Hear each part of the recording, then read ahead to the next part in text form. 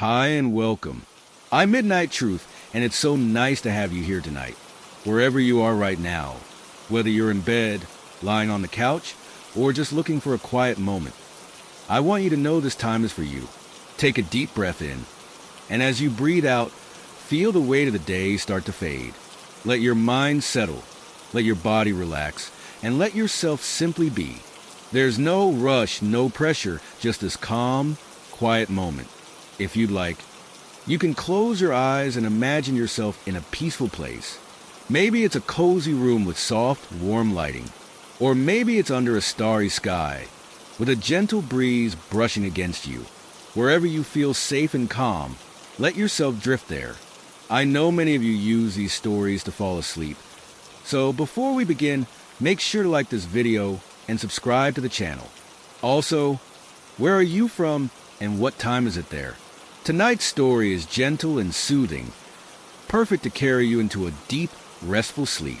So settle in, get comfortable, and let's begin. The first thing I noticed about the house was how heavy the air felt inside. Not in an obvious, I can't breathe sort of way, but more like stepping into a room where something monumental had happened and the space itself had soaked it up. Still, I chalked it up to nerves. After all, moving into a new place is always unsettling, especially when you're starting over. My name's David, by the way, 36, freshly divorced, and looking for a fresh start. This house, a creaky old Victorian on the outskirts of a small town, seemed like the perfect place to rebuild. It was cheap, and though the real estate agent avoided eye contact, when I asked why, I didn't push too hard for answers. Beggars can't be choosers, and my budget wasn't exactly flexible. The first few days passed uneventfully. The place was dated, sure, but I liked its character. The grand staircase with its faded red carpet, the intricate crown molding that had seen better days, and the way sunlight streamed through the dusty bay window in the living room. It felt like it had stories to tell. My routine was simple. I spent my mornings unpacking and arranging furniture, my afternoons exploring the town, and my evenings curled up with a book or my laptop. At night, the house would creak and groan as it settled, but that was expected in a place this old. Still, there was something about those sounds that made me uneasy. They were deliberate, almost, like someone was testing each step of the staircase with careful precision. One afternoon, while I was dragging a box of kitchen supplies in from the car, a neighbor wandered over.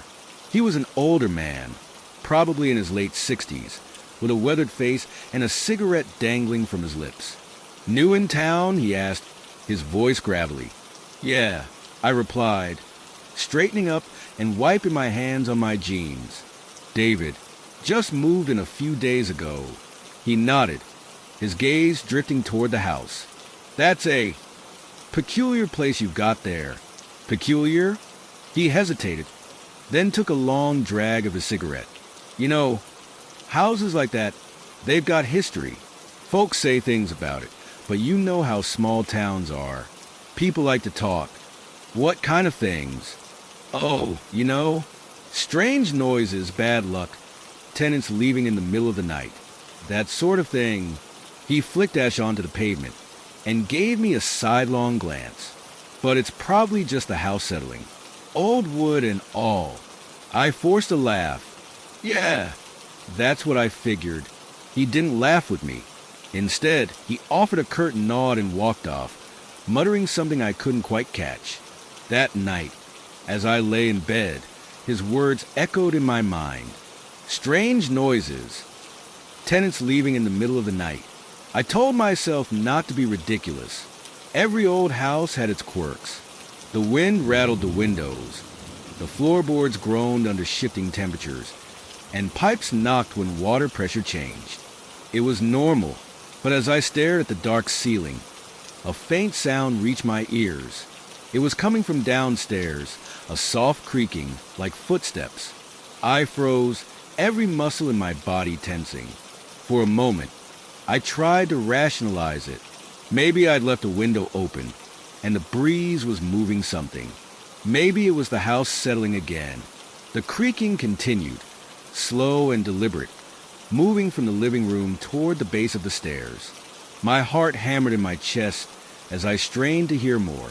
Then, just as suddenly as it had started, it stopped. I didn't sleep much that night. The morning light did little to ease the tension in my chest. I told myself I'd imagined it. The creaking, the footsteps. Sleep deprivation can mess with your head, and I'd barely gotten any since the move. Still, I couldn't shake the feeling that something had been there, right at the base of the stairs. Determined to prove to myself that I was overreacting, I spent the day combing through the house. I checked every lock, every window, and every door. All of them were secure. No signs of forced entry, no mysterious scuff marks, no misplaced items. Just an old house with an overactive imagination living in it. I made a mental note to call the realtor later that week and ask about the house's history, more out of curiosity than anything else. I wasn't superstitious, but the neighbor's cryptic remarks had planted a seed in my mind that I couldn't seem to uproot. By afternoon, I convinced myself there was nothing to worry about. I ran a few errands in town, grabbed some groceries, and even treated myself to dinner at a small diner on Main Street. The town itself was quaint and quiet, with friendly locals who nodded politely as they passed. I was beginning to think I might actually like it here. As I returned to the house that evening, though, the air seemed to change. It wasn't anything obvious, just a subtle shift. The way the shadows stretched a little farther, or how the temperature seemed to drop just a degree too much. I brushed it off and carried my groceries inside, closing the door firmly behind me. The house was quiet, too quiet. I set the groceries on the counter and unpacked them, trying to focus on the mundane task. The rhythm of unpacking, the rustle of paper bags, the clink of canned goods. It was comforting in its normalcy. Then I heard it again, a creak. My hand froze midair, a box of pasta slipping from my fingers and hitting the floor. The sound was faint but distinct, coming from upstairs this time. "Hello," I called out, my voice wavering. No answer. I grabbed the nearest thing resembling a weapon, a heavy rolling pin, and crept toward the staircase. Each step felt like an eternity, the wood groaning under my weight as I ascended. At the top of the stairs, the hallway stretched out before me, dark and silent. The door to my bedroom was slightly ajar, though I was certain I had closed it that morning. I nudged it open with the rolling pin, my heart pounding in my chest. The room was empty. I checked the closet, the bathroom, under the bed. Nothing, just me and my overactive imagination again. Still, I couldn't shake the feeling of being watched. The tiny hairs on the back of my neck stood on end, and a cold sweat broke out on my forehead. I forced myself to laugh, though it came out shaky. "You're losing it, David," I muttered. "Get it together." I went back downstairs, poured myself a drink, and tried to settle in for the night. I turned on the TV for background noise, flipping through channels until I landed on some late-night talk show. Hours passed, and the house remained silent. But as I climbed into bed and pulled the covers up to my chin, I heard something that made my blood run cold. A low, guttural whisper. It was faint, almost imperceptible, but it was there. "Get out." I bolted upright, my breath hitching in my throat. "Who's there?" I shouted, my voice trembling. No response, just the sound of my own heartbeat thundering in my ears. I sat there, clutching the blankets like a shield, until the first rays of dawn broke through the window. That morning, I made two decisions. I would call the realtor and get answers about this house, and I would not spend another night here until I did. By the time the sun was up, I felt like a zombie. My nerves were fried, and my eyes were heavy with exhaustion. The whispers from the night before still echoed faintly in my head, and I couldn't stop replaying them, trying to convince myself that I'd imagined it. Maybe I was just stressed from the move. Maybe it was some kind of auditory hallucination. But deep down, I knew better. The first thing I did that morning was call the realtor. I tried to keep my voice casual as I asked her about the house's history, but she caught on quickly. "Is something wrong, Mr. Carson?" No, no, I lied, forcing a chuckle. I was just curious. You know, the house is old, and I thought it might have some interesting stories attached to it. There was a long pause on the other end of the line. Well, she said finally, her voice hesitant, I don't have all the details, but I do know the previous tenants didn't stay long. Most of them left within a few months. Why? Honestly, I'm not sure, she admitted. But there were rumors. You know how small towns can be. People said they heard things, noises, voices, that sort of thing. A couple of tenants even claimed to see figures. Figures, yes. Shadows mostly. But again, those are just stories. It's an old house, Mr. Carson. Old houses make noises, and people's imaginations tend to run wild. Right, I said, though her words did little to reassure me. If it's bothering you, I'd recommend reaching out to the town's historical society. They might have more information about the property. After I hung up, I spent the rest of the morning debating whether or not I wanted to dig deeper. Part of me wanted to pack my bags and leave without looking back, but another part, a stubborn, curious part, refused to let go of the mystery. By midday, my curiosity won out. I drove into town and found the local historical society tucked away in a brick building that looked almost as old as my house. Inside, I was greeted by an older woman with glasses perched on the tip of her nose. Her name tag read Marjorie. Can I help you? She asked, eyeing me curiously. I hope so, I said. I just moved into the old Victorian on Maple Street, and I was wondering if you had any records on the property. Her expression shifted immediately. Oh, she said, her tone dropping. That house? What about it? Marjorie sighed and motioned for me to follow her. She led me to a back room filled with filing cabinets and pulled out a thick folder labeled Maple Street, 1825. Here, she said, handing it to me, but I have to warn you, some of the stories might be unsettling. I sat down at a nearby table and opened the folder. Inside, I found a mix of newspaper clippings, old photographs, and handwritten notes. The house had been built in 1825 by a man named Charles Whitaker. He was a wealthy merchant, known in town for his eccentricities. As I read further, the story grew darker. Charles had become obsessed with the occult in the later years of his life. Neighbors reported seeing strange lights in the windows at night and hearing chants coming from the house. Some even claimed that he'd started holding rituals in the basement, though no one could ever prove it. One article mentioned his sudden death in 1843. He was found in the house, alone, with what the coroner at the time described as an expression of sheer terror frozen on his face. After his death, the house changed hands several times, but none of the owners stayed long. The reports were always the same. Strange noises, cold spots, and an overwhelming sense of unease. My stomach churned as I flipped through the pages. I came across a photograph of Charles Whitaker standing in front of the house. His eyes were sharp and unsettling, almost as if they were staring straight at me through the grainy black and white image. Did anyone ever figure out what he was doing in the house? I asked Marjorie, who was now standing nearby. She shook her head. Not exactly, but there's been a lot of speculation. Some people think he opened something. A door, maybe, to another world or another realm. But who knows? It could all just be folklore. I closed the folder, my hands trembling slightly. Thank you, I said, standing up. Are you planning to stay there? She asked, her tone serious. I don't know, I admitted. I guess I'll see how it goes. As I left the Historical Society, I couldn't shake the feeling that I was being watched. I glanced over my shoulder more than once, but the streets were empty. When I got back to the house, I stood in the driveway for a long time, staring up at the windows.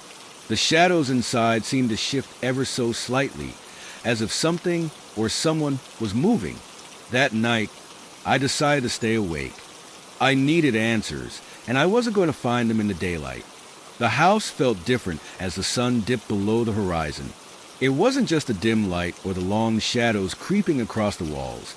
It was the air itself, heavy, still, like the house was holding its breath. I armed myself with coffee, determined to stay awake and face whatever was happening here. Every creak of the floorboards and groan of the pipes felt amplified in the silence. I turned on a few lamps around the living room, their warm glow doing little to chase away the growing unease. The journal I'd found at the Historical Society sat on the coffee table in front of me. I hadn't opened it yet, hesitant to delve deeper into Charles Whitaker's world. But now, with the house pressing in around me, I felt like I didn't have a choice. I flipped to the first page, the old paper brittle under my fingers. Whitaker's handwriting was meticulous but jagged, like every letter had been carved into the page. The first few entries were mundane, notes about the house's construction, details about his business dealings. But as I read on, his tone shifted. He wrote about strange dreams, visions of shadowy figures standing at the foot of his bed. He described hearing whispers late at night, voices that seemed to come from the walls themselves. "I've seen the door," one entry read. "It calls to me, a voice in the dark, telling me to open it, promising power, knowledge, salvation." My hands shook as I turned the page. The entries grew more frantic, his handwriting devolving into near-illegible scrawls. He mentioned rituals, symbols etched into the floor of the basement, and something he called the binding. "It's here," he wrote in one of the last entries. "It watches me, waits for me. I can feel it in the walls, in the air. I must finish the binding before it's too late." The final entry was nothing but a single word, scrawled so violently that the paper was nearly torn. "Run." A loud bang jolted me out of my thoughts. I froze, the journal slipping from my hands.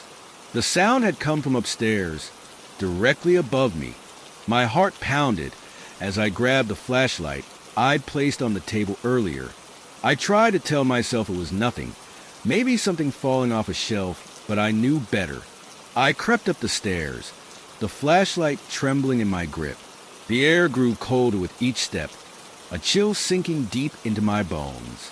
At the top of the stairs, the hallway stretched out before me, cloaked in shadows. The door to the guest bedroom was slightly ajar, the source of the noise, I guessed. I pushed the door open slowly, the hinges groaning in protest. The room was empty, but the window was wide open, the curtains billowing in the icy night breeze. I was certain I'd closed it earlier. As I stepped inside, my foot brushed against something on the floor. I looked down and saw a small object, a photograph. I picked it up, my breath catching in my throat. It was an old black and white image of a man standing in the very room I was in. His face was partially obscured by shadows, but there was something unsettlingly familiar about him. Before I could process it further, I heard another sound, soft, rhythmic, like footsteps. They were coming from the hallway. I spun around, my flashlight beam cutting through the darkness. The hallway was empty, but the footsteps continued, growing louder and closer. "Hello," I called out, my voice trembling. No response. The footsteps stopped abruptly, and for a moment, there was only silence. Then I felt it, a cold, heavy presence behind me, the kind of presence that makes your skin crawl and your instincts scream to run. I turned slowly, the flashlight shaking in my hand. There was nothing there, but the air was thick with something unseen, something oppressive. It felt like the walls were closing in, the shadows pressing against me. I bolted out of the room, nearly tripping over my own feet as I raced down the stairs. My breath came in ragged gasps as I collapsed onto the couch, the journal still lying open where I'd left it. I grabbed it and shoved it into a drawer, as if hiding it could somehow make all of this go away. But deep down, I knew there was no escaping it. Whatever was in this house, it wasn't going to let me go so easily. The whispers started again that night, faint at first but growing louder as the hours dragged on. They didn't just come from the walls this time. They came from everywhere, and they all said the same thing. You shouldn't be here. The following day felt like a haze. I woke up late, groggy and unrested.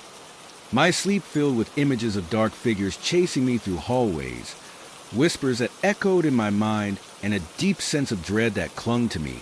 I tried to shake it off, but the unease gnawed at my insides, a constant reminder that something was wrong in that house. I spent most of the day unpacking and attempting to make the place feel more like home.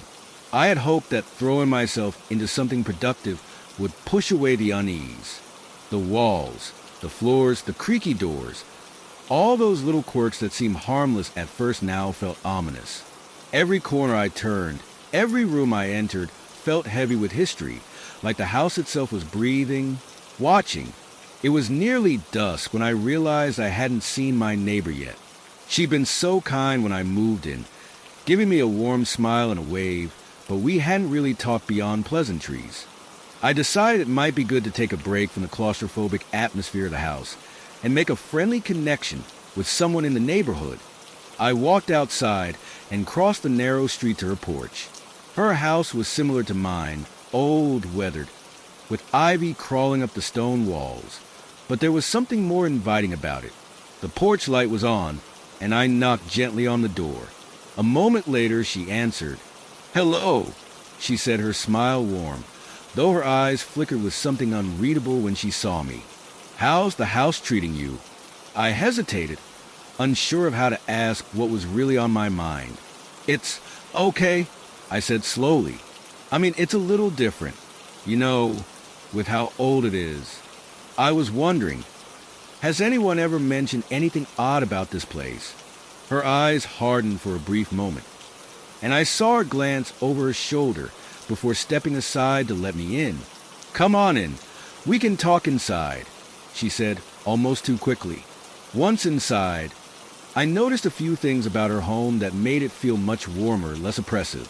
There was a fire crackling in the hearth, the soft smell of cinnamon filling the air. She motioned for me to sit on the couch, and I did, though the unease from the house was still lingering in my chest. "Well," she hesitated before continuing, "I suppose I can tell you, since you're already here. That house, you're not the first one to ask. People talk about it, but they don't stay.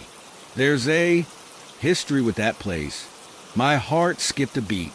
"What kind of history?" She sat down across from me, her hands folded in her lap. "You've probably heard of Charles Whitaker, right?" I shook my head, feeling the tension in my chest rise. He built this house, but he wasn't, normal. Some say he was obsessed with the occult. He'd spend hours in his study, locking himself away, muttering about opening doors and connecting with things from another world. People in town saw him sometimes, but he was never the same after he moved into that house. He got strange. I leaned forward, hanging on to her every word. "What do you mean, strange?" Whispers. He'd walk around town at odd hours, sometimes laughing, sometimes shouting at people who weren't there. One night, a neighbor swore they saw him running out of the house, his face pale, his eyes wild, like he was being chased by something. She shuddered. After that, people started saying he was trying to summon something, that he opened a door to something evil, but no one knew for sure. After he died, the house was, people didn't want it. They say the curse followed him into the house. I felt a chill creep down my spine. "A curse? That's what they say," she replied, her voice low. "Some of the folks around here believe that whatever he summoned is still there, still waiting. They say the house isn't really empty. It's just waiting for the right person to open the door again." I felt a sickening twist in my stomach. "Has anyone else moved in after him?"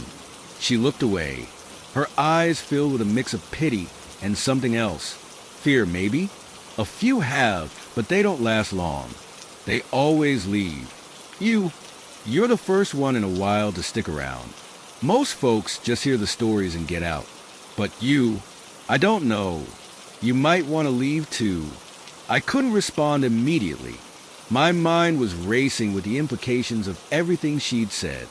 I'd moved into a house that wasn't just old. It was a house with a past, a house that had been touched by something dark. The next few hours were a blur of unease and disbelief. I spent the evening pacing through the rooms, trying to make sense of what she had told me. I kept coming back to the same thought. How could I leave? I couldn't just walk away. But the more I thought about it, the more I couldn't shake the feeling that I was already too deep in this. That whatever had begun the moment I stepped over the threshold wasn't going to let me go so easily. That night, as I lay in bed, I could feel it. The air was thick with something not right. I tossed and turned, trying to find a comfortable spot, but the bed seemed to groan under my weight, the springs creaking in protest. Then I heard it again, the footsteps. They were heavier this time, louder, thudding through the hallway outside my door. I sat up, my heart hammering in my chest, listening. Step, thud, step, thud. I slowly swung my legs over the side of the bed, the cold hardwood floor sending a shiver up my spine. The air felt so cold now, colder than it had ever been. I grabbed my flashlight and made my way to the door, creeping quietly through the house. The hallway stretched out before me in the dim light, shadows clinging to the walls like dark fingers. I heard the footsteps again, only this time they were coming closer, much closer. My breath hitched and my pulse quickened. I reached the top of the stairs, feeling the tension build in my body like a tightly wound spring.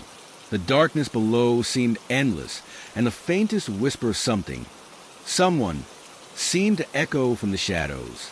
But when I reached the master bedroom, the door was ajar, the dim light spilling out like an invitation. I stepped closer, slowly. My fingers brushed the doorframe, and I pushed it open, just a crack. The room was empty, but the air felt different. Thicker, heavier. The shadows twisted unnaturally in the corners, and the floor creaked under my feet. And that's when I felt it, a coldness on my back, like a hand brushing against my skin. I froze, my breath catching in my throat. Then, the door slammed behind me. My heart leapt into my throat as I spun around, panic surging through me.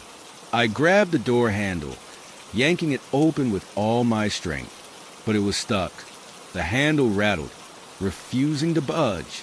The silence that followed was suffocating. And then, step, thud, step, thud. The footsteps were inside the room. I could hear them, feel them, as if they were walking right next to me.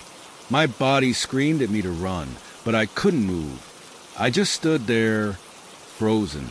A cold breeze whispered past me, and in the dim light, I saw something shift. Just a shadow, a blur in the corner. But when I turned, there was nothing there.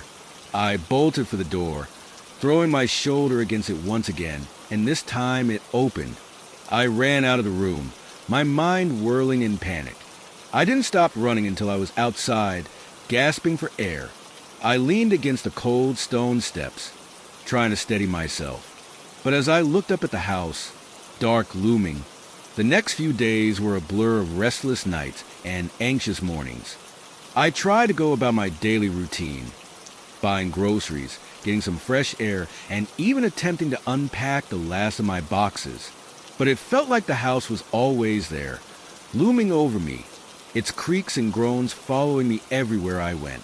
The oddest part was how the house seemed to change with each passing hour. During the day, it was just old and run down, nothing more. But at night, that was when it truly came alive. I tried to ignore the feeling, convinced I was letting my imagination run wild. Everyone had told me that an old house would make noises, and the town was known for having a history full of strange rumors. Maybe I was just letting the stories get to me. But then things started to escalate. I woke up one morning to a strange smell wafting through the air. It was faint, almost sweet, but it made my stomach turn, like something rotting under the floorboards.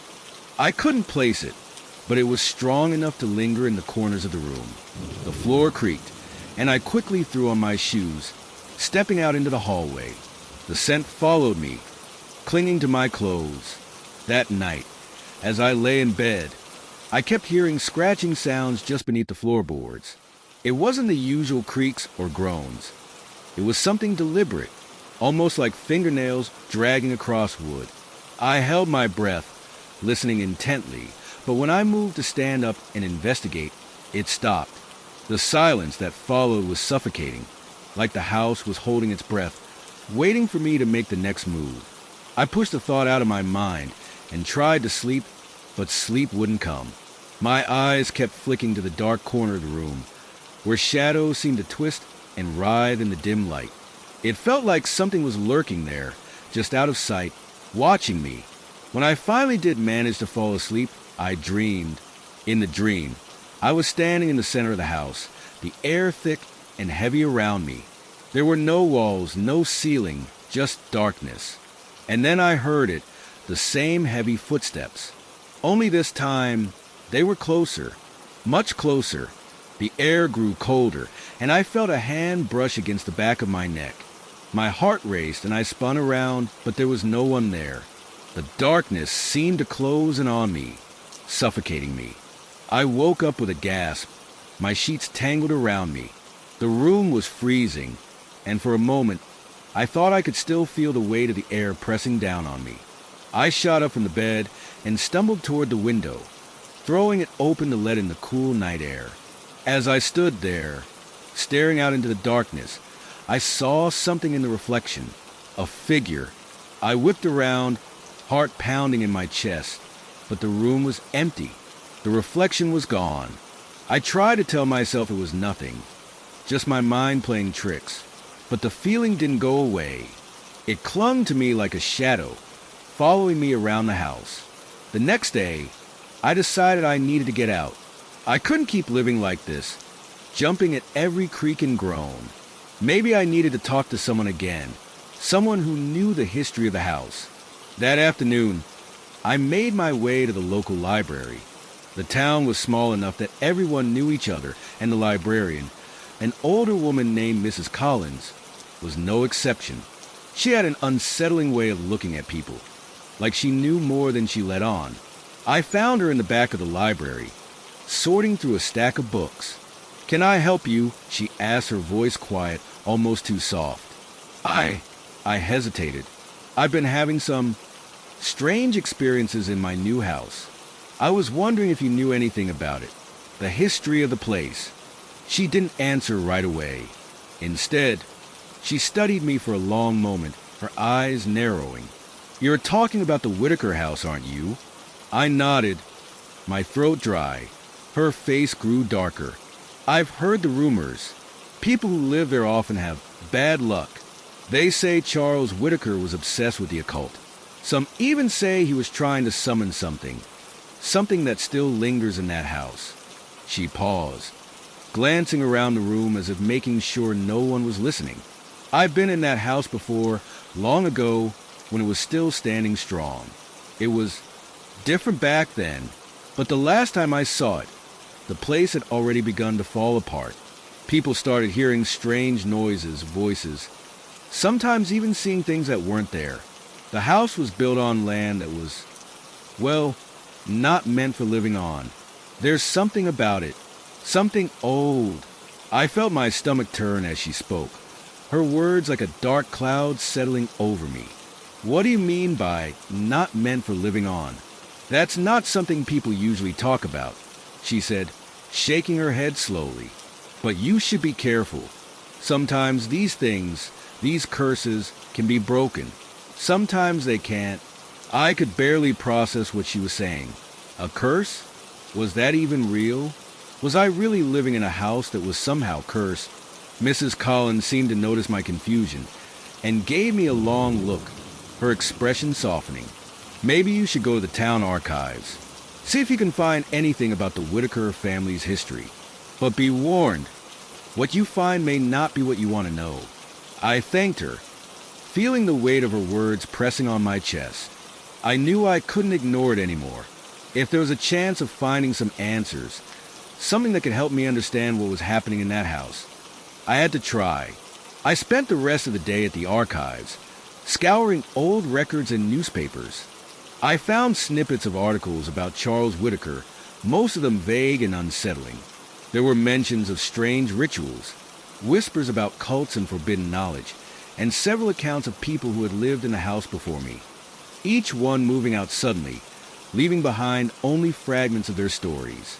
But it was an old journal I found hidden in a dusty box that caught my attention. It was a journal of a woman named Evelyn, who had lived in the house decades ago, long before I moved in.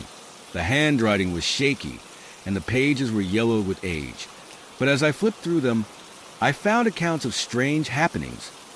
Visions of dark figures in the corners of rooms, chilling whispers in the night, and a feeling of being watched. One entry in particular stood out. Asterisk, the door is open now. I don't know how long I've been here, but I can feel it. Something is coming. I've made a terrible mistake. The house is alive, and it wants me. Asterisk. The word sent a chill down my spine, and I closed the journal with trembling hands. I had to.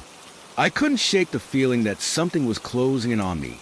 The moment I closed that journal, it was like the air in the room grew heavier, thicker. The weight of the house pressed down on me with every breath, every step. The strange noises, the smell, the feeling of being watched, they were no longer just coincidences. They were warnings. I couldn't ignore them anymore. I left the library in a hurry, clutching the journal tightly against my chest. My head was spinning, and I could barely focus on the road ahead. I kept replaying Evelyn's words over and over in my mind. The house is alive, and it wants me. What did that even mean? How could a house be alive? Yet, as I approached my front door, I couldn't help but feel that something was waiting for me inside. The front door creaked open, and I stepped inside, feeling the familiar coldness wrap around me. The house was still and silent, too silent. The first thing I noticed when I walked in was the temperature. It was freezing, like the heater had completely failed. But when I glanced at the thermostat, it was set to a comfortable 70 degrees. The cold air didn't make sense. As I moved through the house, the strange, musty odor that had followed me earlier seemed stronger, heavier, almost sickly sweet. It clung to the walls, to the furniture, to the very air itself. I tried to ignore it, telling myself it was just another quirk of an old house. But it was hard to breathe in here, like the air was thick with something I couldn't see. I went into the kitchen to make myself some tea, hoping it would calm my nerves. As I stood there, waiting for the kettle to boil, I heard it. Footsteps, slow and heavy, echoing from the hallway. I froze. I didn't move, barely breathing, straining to hear any other sounds. The footsteps stopped abruptly, and the house was silent again. But that wasn't what bothered me the most. What bothered me was that I hadn't heard the door creak open. No one had come in. No one could have. I was alone. I dropped the kettle, and it shattered against the floor, the sharp sound snapping me out of my trance. I stood there for a moment, trying to steady my breathing, my heart pounding in my chest. I had to get a grip. I couldn't just let this place break me. After cleaning up the mess, I sat on the couch, feeling completely exhausted. I picked up the journal again, determined to read more. I needed to understand what had happened to Evelyn, and whether there was anything that could explain the madness creeping up around me. The entries became more frantic as I read through them, filled with warnings and desperate pleas. The last entry was almost unreadable. The handwriting scrawled across the page in a wild frenzy. Asterisk, it's coming for me now. It's not just a house. It's something else.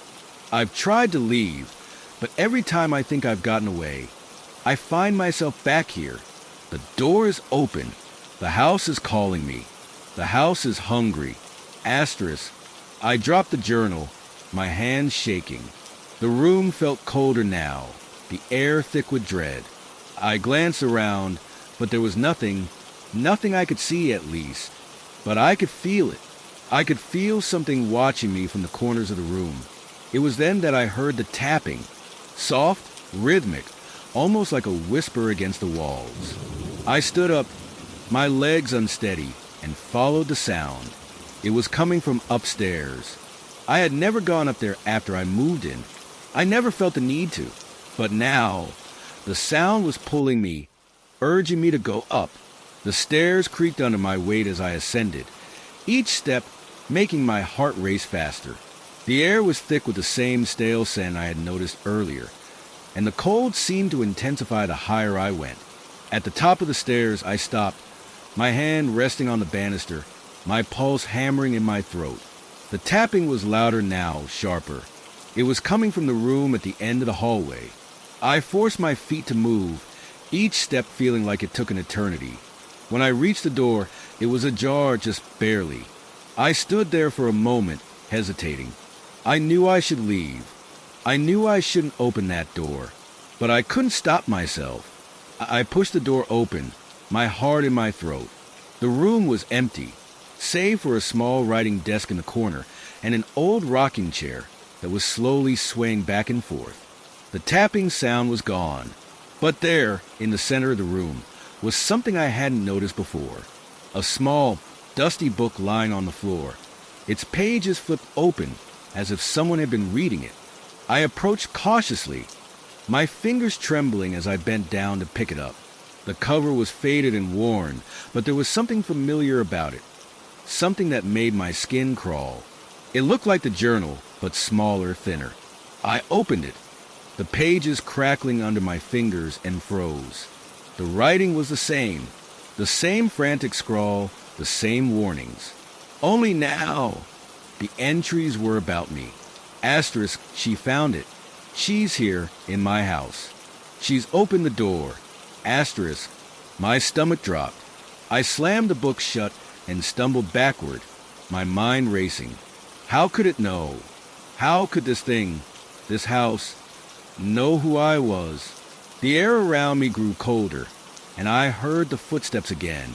This time, they were louder, faster, and they were coming from right behind me. I turned, and for a split second, I thought I saw something in the reflection of the mirror on the wall, a shadow, dark and tall, standing just behind me. I couldn't breathe. I couldn't think. I turned and ran, my legs carrying me back down the stairs, out of the room, out of the house. But as I reached the front door, I felt a cold hand on my shoulder and a whisper that I couldn't quite hear, but I could feel it. The words, the breath, the presence, right in my ear. I wrenched the door open and fled into the night, my heart pounding in my chest. I didn't look back, but as I stood on the porch, staring into the darkened yard, I could still hear the footsteps, faint but unmistakable, and I could still feel the weight of the house, watching me, waiting for me to return. I thought I was free. I spent the next few days in a haze, too terrified to sleep, too scared to even return to the house. The weight of what had happened lingered over me, thick and suffocating. The memories of the footsteps, the shadow, and that voice. It all felt like a nightmare I couldn't wake up from. But the truth was worse than any dream. I tried to go back to my normal routine. I stayed in a nearby motel, keeping a safe distance from the house. I told myself it was just a haunted building, that it was probably all in my head. The journal had to be some kind of twisted relic, a product of a desperate woman's descent into madness. But the words, the images, those stuck with me. I couldn't stop thinking about the curse, about the warning Evelyn had left behind. She had been trying to leave, trying to escape, and it had followed her. It followed me too. It started with small things. I noticed the same odd smell in my motel room, the same sickly sweet scent that had clung to the walls of the house. The air grew cold even when the heater was on full blast. The room would fall silent. And then the sound would start, soft at first, like a faint tapping on the walls. It was the same sound I had heard upstairs, the same rhythmic, unnerving tapping. I tried to ignore it, but it was impossible. Every night, the tapping grew louder. Every night, the fear gnawed at me a little more. I couldn't escape it. The house had followed me. One night, after the tapping had kept me awake for hours, I couldn't take it anymore. I packed my bags and drove back to the house. I had to end this. I couldn't live like this, constantly running, constantly looking over my shoulder. The house was darker than I remembered, the windows like empty eyes staring out into the night. It felt like the house was waiting for me, as if it knew I was coming. The door creaked open as if inviting me inside. I hesitated, but then I stepped over the threshold, determined to face whatever it was that had been tormenting me. The house was just as I had left it, cold, quiet, and suffocating. But something felt different now, more intense, like it was alive, aware of my every movement. I walked through the rooms, each one feeling more oppressive than the last. I could feel the house closing in around me, its presence thick and heavy, like a living thing that fed off my fear. I made my way back to the room where I had found the journal, my footsteps echoing in the silence. I had to know more. I had to understand what was happening. The journal was still there, waiting for me. I opened it again, desperate to find something, anything, that could explain the horrors I was living through. But this time, the journal wasn't the same. The pages were different. They weren't filled with Evelyn's frantic scrawl. Instead, there were clean, neat pages written in a smooth, elegant hand. It was as if someone else had taken over, someone who had been here before me. The handwriting was familiar. I recognized it immediately. It was mine. Asterisk, it's already too late. The door is open. The house is hungry. Asterisk, I froze. My heart stopped beating, and a cold wave of terror washed over me. How could this be? I hadn't written these words. I hadn't even been here when they were written.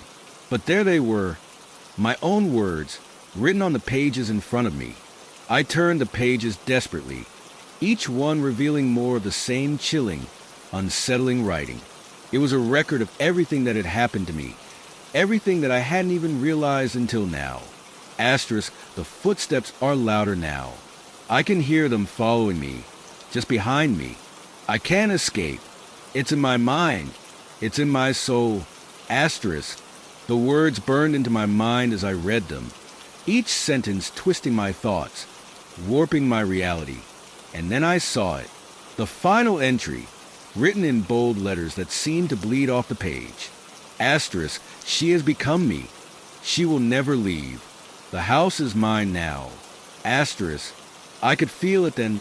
Asterisk was in the room with me. The air grew impossibly cold, and the shadows in the corners seemed to stretch and shift as if they were alive. The footsteps, that dreaded tapping, started again. But this time, they were different. They were faster, sharper, more frantic. I felt the weight of someone, or something, standing just behind me, its presence pressing against me like a suffocating force. The air was thick, charged with a malevolent energy that made it hard to breathe. I turned, my body trembling, but there was nothing there, nothing I could see. But I could feel it. I could feel its eyes on me, watching me from the darkness. And then I heard the whisper, a voice soft and sweet, but filled with an unbearable sense of hunger. Asterisk, you're mine now. You always have been. Asterisk. I turned and ran, my legs barely carrying me as I fled down the hallway. I could hear it following me, the sound of footsteps, of breathing, getting closer and closer. I was running, but it felt like the house itself was chasing me, trapping me in its labyrinthine halls. I reached the front door, my hand shaking as I fumbled for the handle. But when I turned it, the door wouldn't budge. It was as if the house had locked me in, trapping me once again. The temperature dropped, and the coldness seeped into my bones, leaving me numb and frozen. I could feel someone, standing behind me, so close that I could almost feel its breath on the back of my neck. I spun around, but there was nothing there, only darkness. Then, in the silence, I heard the final sound, the soft creak of a floorboard, followed by a low, guttural laugh. And then nothing. I don't remember leaving the house. I don't remember anything after that moment. I only know that when I woke up, I was sitting on the curb outside, gasping for air, the sun rising in the distance. The house was gone, but I know it's still there, waiting for someone else. waiting for the next person to move in. I couldn't forget it. The house, the laughter, the feeling of being trapped, like something was pulling me into its darkness, suffocating me. The fear, no, the terror, lingered even after I left. It clung to me like a shadow, never letting me go. I had returned to my apartment, hoping to find some sense of normalcy, but every corner seemed to echo with the memories of the house. The walls felt too thin, the air too still. The silence wasn't comforting. It was oppressive. I couldn't stay here. I couldn't stay anywhere. The house had followed me, and I couldn't outrun it. I tried to convince myself it was just in my head, but deep down, I knew the truth. The house, that cursed place, was no longer just a building. It was a part of me, and it was hungry. It was always hungry. One night, I couldn't take it anymore. I packed my things and left. I drove aimlessly, desperate to put distance between myself and everything that haunted me. I had no destination in mind, just the need to escape, to breathe. I ended up at a small town, somewhere far from the house. The moment I stepped out of my car, I felt a strange sense of relief. The air here was fresher, the sun brighter. It was as if the shadows that had clung to me for so long had finally started to dissipate. But that feeling didn't last. I stayed in a small, rundown motel just off the main road. It was quiet, far from the bustling noise of the city, perfect for someone like me, someone who just needed to disappear. But even here, in the safety of this strange little town, I could feel the weight of it. The house, the curse, it was always there, like a ghost whispering in my ear, waiting for the right moment to strike again. And then it happened. It started with the smell, the same sickly sweet odor that had followed me from the house. It crept into the room while I was asleep, clinging to the sheets, the walls, the very air I breathed. At first, I thought it was just my mind playing tricks on me. But when I woke up, I found that the room was freezing, the cold seeping into my skin. I pulled the covers tightly around me, but the chill didn't go away. It only got worse. I could hear the faint sound of footsteps again, soft at first, like the sound of someone walking across a distant hallway. But it wasn't just footsteps. It was something more, something darker, a scraping sound, as if something heavy was being dragged across the floor. I froze, my heart pounding in my chest. I didn't want to look. I didn't want to know what was making that sound, but I had to. I slowly turned my head, my eyes scanning the dark room.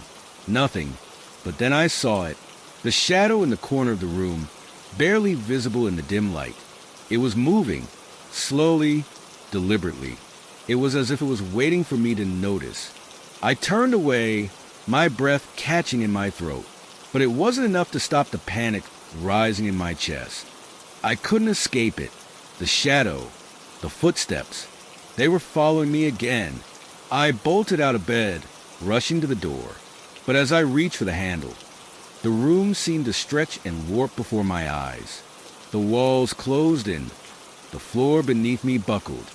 I couldn't breathe. The air was thick with the weight of something ancient, something evil. And then I heard the voice, soft, whispering, as if it was coming from inside my own mind. Asterisk, you can't leave. You never left. Asterisk. I tried to scream, but no sound came out. I couldn't move. I couldn't breathe. The voice grew louder, closer. Asterisk, you belong to us now. Asterisk. I fell to my knees, my hands shaking, my eyes darting around the room. The shadow was growing, stretching toward me. It was no longer just a shape in the corner. It was alive. It was coming for me. But then, just as suddenly as it started, everything stopped. The shadow disappeared. The footsteps ceased. The room grew still, eerily quiet. I dared to look around, my heart pounding in my chest. The air was warm again, the chill lifting from my skin. It was as if nothing had happened, as if the terror I had just experienced was nothing more than a fleeting nightmare. But I knew better. It was real. The house, The curse. It was still with me. I left the motel in a hurry, barely stopping to gather my things. I didn't care where I went anymore. I didn't care about anything except getting away. I drove for hours, not knowing where I was headed, but feeling the pull of something deep inside. Eventually, I found myself back at the edge of the town where the house had stood. It was gone now, the lot empty, the foundation cracked and broken. I didn't understand it. How could the house be gone? How could something so terrifying just vanish? And then I saw it, a shadow in the distance, not far from where the house had once stood. It was the same shape, the same darkness that had followed me. It was waiting, just like before. I didn't hesitate. I turned my car around and drove away. I don't know where I'll go next. I don't know if I'll ever escape it. But I do know one thing. I'll never be free. I thought I had escaped. I thought that once I drove away from that cursed place, I would be free. But the truth is, you can't outrun something that's already inside of you. It's been days since I left the town. I've traveled from place to place, hoping that distance would heal me. But nothing changes. The shadows linger, and the fear tightens its grip every day. I can't sleep without feeling like something is watching me. The nightmares are worse now, more vivid. The sound of footsteps follows me into my dreams, and the whispering voice, it never stops. Asterisk, you can't escape, asterisk. It keeps saying that. Every time I close my eyes, it echoes in my mind, drowning out everything else. I thought about going to the authorities, telling someone about the house. But who would believe me? Who could? I can barely understand it myself. There's no way I could explain the unexplainable. No way to make sense of what I've experienced. It's beyond reason. I decided to go back to the town. The house might be gone, but something tells me that whatever was inside it is still there, still waiting. It's like the house never truly left. It's like the land itself is cursed, and I'm just a part of it now. I arrived in the middle of the night. The town was quiet, too quiet. The streets were empty, the lights dim. It looked different, but I knew it was the same place. I could feel it. The air was thick, like it was holding its breath, like it was waiting for something.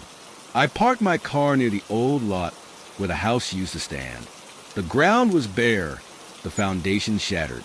The rubble was scattered, a twisted reminder of what had once been.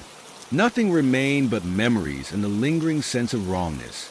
I stood there for a long time, looking at the empty lot. It should have been comforting. It should have felt like I had finally found a way to close the door, but it didn't. Then, out of the corner of my eye, I saw something move. A shadow. It was just a flicker, but I saw it. I know what I saw. It was the same shape, the same presence that had followed me everywhere. I spun around, my heart racing. The air grew colder. My breath formed clouds of mist in the night. I could hear the scraping sound, the same sound I had heard before. Asterisk, you can't leave. You never left, asterisk. The voice was clearer now, sharper. I could feel it inside my chest, vibrating like a drumbeat. I took a step back, but my feet were frozen to the ground. I couldn't move. And then, from the darkness, a figure emerged. It wasn't a person, not exactly. It was something else, something made of shadow and smoke. Its form was indistinct, constantly shifting, as though it was never truly solid. It was as if it was made of everything and nothing at once, a thing that defied definition. It was wearing the face of the house, of everything it had been, the walls, the floors, the rooms that had once held life, now consumed by death. The air felt thick with the weight of it all. It reached toward me, and for a moment, I could feel its cold fingers on my skin. I stumbled backward, gasping for air, but the weight of the presence was too much. I felt like I was suffocating, like it was draining me, pulling me into the ground beneath my feet. I couldn't breathe. I couldn't think. I tried to scream, but no sound came out. The shadow, asterisk at asterisk, was everywhere, wrapping around me like a shroud, suffocating me. And then, just as quickly as it had appeared, it was gone. The shadow faded into the night, leaving me standing there, gasping for air, my heart pounding. I didn't know what to do. I didn't know how to make it stop. I couldn't go back. I couldn't face it again. But the thought of running, of leaving, it felt pointless. It was like the thing had claimed me, had marked me in some way. I don't know if I'll ever escape.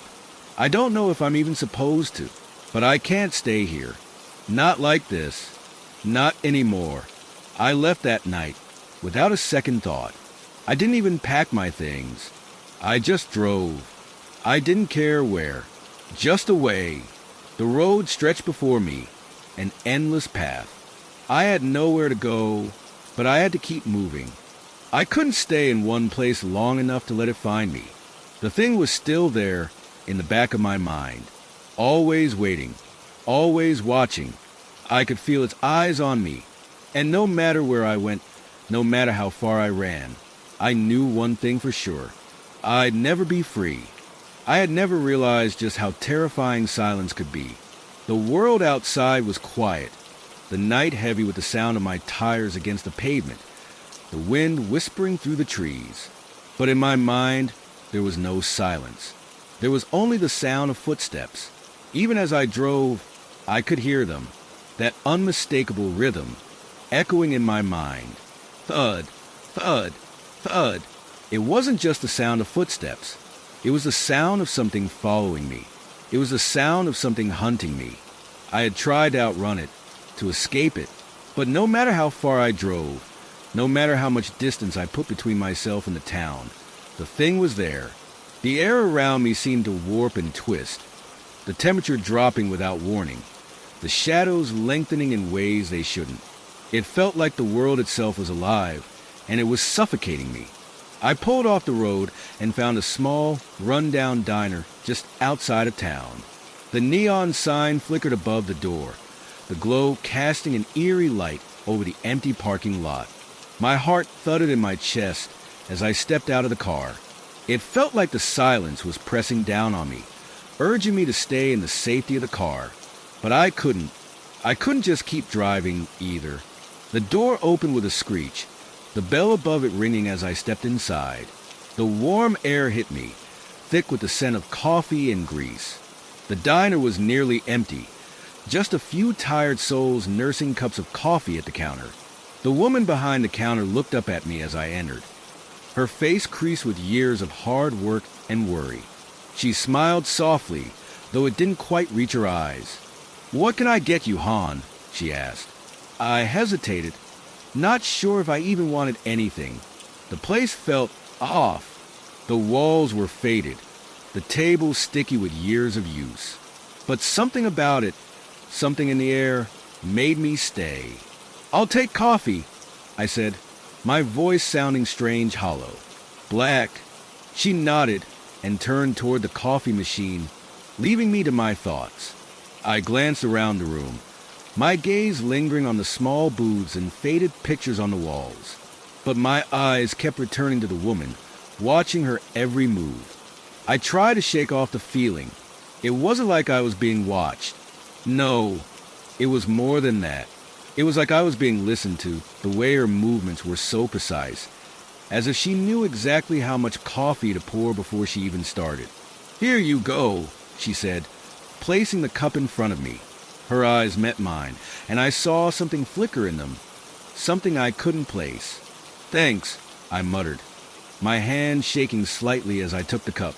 I didn't want to stay here, but I didn't have the strength to leave either. I had no direction anymore, no purpose. I took a sip of the coffee. It was bitter, the taste sharp in my mouth, but I welcomed it, letting it ground me in the moment. I needed to focus. I needed to clear my head. "Strange place, huh?" The woman's voice cut through the silence, almost startling me. I looked up at her, unsure of what she meant. She smiled again, that same tight smile. "This diner, it's been around a long time. Used to be a lot busier. But things change, I guess. People move on. People leave." I felt a chill run down my spine. Something in her words, something about her tone, made me uncomfortable. "Yeah," I said, trying to keep my voice steady. "I've noticed a lot of strange things lately." Her eyes sharpened for a split second. "You've been to that house, haven't you?" she asked softly, almost as if she were afraid someone might hear. I froze, my breath catching in my throat. "What?" I said, my voice barely above a whisper. She leaned in, her face suddenly serious. "That house on the edge of town, the one that got torn down. People talk about it. They say it's cursed.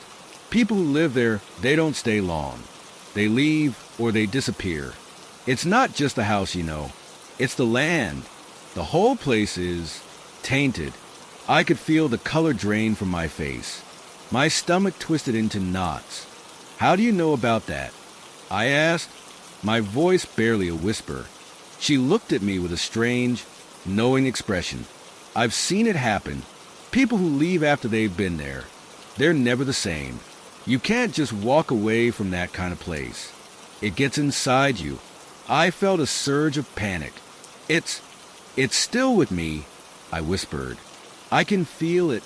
The woman nodded slowly, her eyes distant. "It doesn't let go. Not ever. It feeds on fear. It feeds on doubt. And it'll follow you, no matter how far you go. It doesn't matter where you run. It's always there." I wanted to scream, to run out of the diner and never look back. But I couldn't. I couldn't leave. Not yet. "So, what do I do?" I asked, my voice trembling. "How do I stop it?" She didn't answer right away. She just stared at me, her face hardening. Finally, she spoke. "There's nothing you can do. Once it has you, it won't stop until you're broken, or until it's done with you." Her words sank into my chest like stones. I sat there for what felt like hours, lost in my thoughts, the sound of my own heartbeat thundering in my ears. The coffee sat untouched in front of me, the bitter taste lingering in my mouth. I needed to leave. I needed to get away from this town, from this woman, from everything that had ever been connected to that house. But I knew deep down that there was nowhere I could go where it wouldn't find me. And that realization, asterisk to asterisk knowledge, was worse than anything I had ever faced. The night was darker than I remembered, the road stretching out ahead of me like a ribbon of endless black. I had been driving for hours, my hands gripping the wheel so tightly that my knuckles were white. I couldn't stop moving. I couldn't let myself think. Every mile was another step away from the town, another step away from the house. But even with the miles between us, I knew it wasn't enough. It never would be. The air felt thick, pressing against the car windows like it was alive. The shadows outside seemed to shift, stretching, twisting in ways that made no sense. Every now and then, I'd catch a glimpse of something in my rear-view mirror, a fleeting shape, too quick to be sure of, but always there, just behind me. I couldn't look at it. I couldn't let myself. I had to keep driving, and yet it was as if the road itself was changing. The landscape around me began to look unfamiliar. The trees, the signs, even the hills, they weren't the same. It wasn't like I had entered some new place. It was like the world was shifting, pulling me back. The car's headlights flickered. The radio static cut in and out, distorting the sound until all that was left was a low, indecipherable hum. I checked the dashboard clock. It read 3:42 a.m. It didn't make sense. I had been on the road for so long. The drive should have taken only a few hours, but the time didn't add up. My eyes flickered to the rearview mirror again, and for a split second, I thought I saw something. Someone sitting in the back seat. I whipped around, my heart racing, but the back seat was empty. I felt a rush of cold air wash over me, the temperature in the car plummeting as if I had opened a window. Then the voice came. Asterisk, you can't run, asterisk. It was quiet, almost like a whisper in the back of my mind, but it was unmistakable.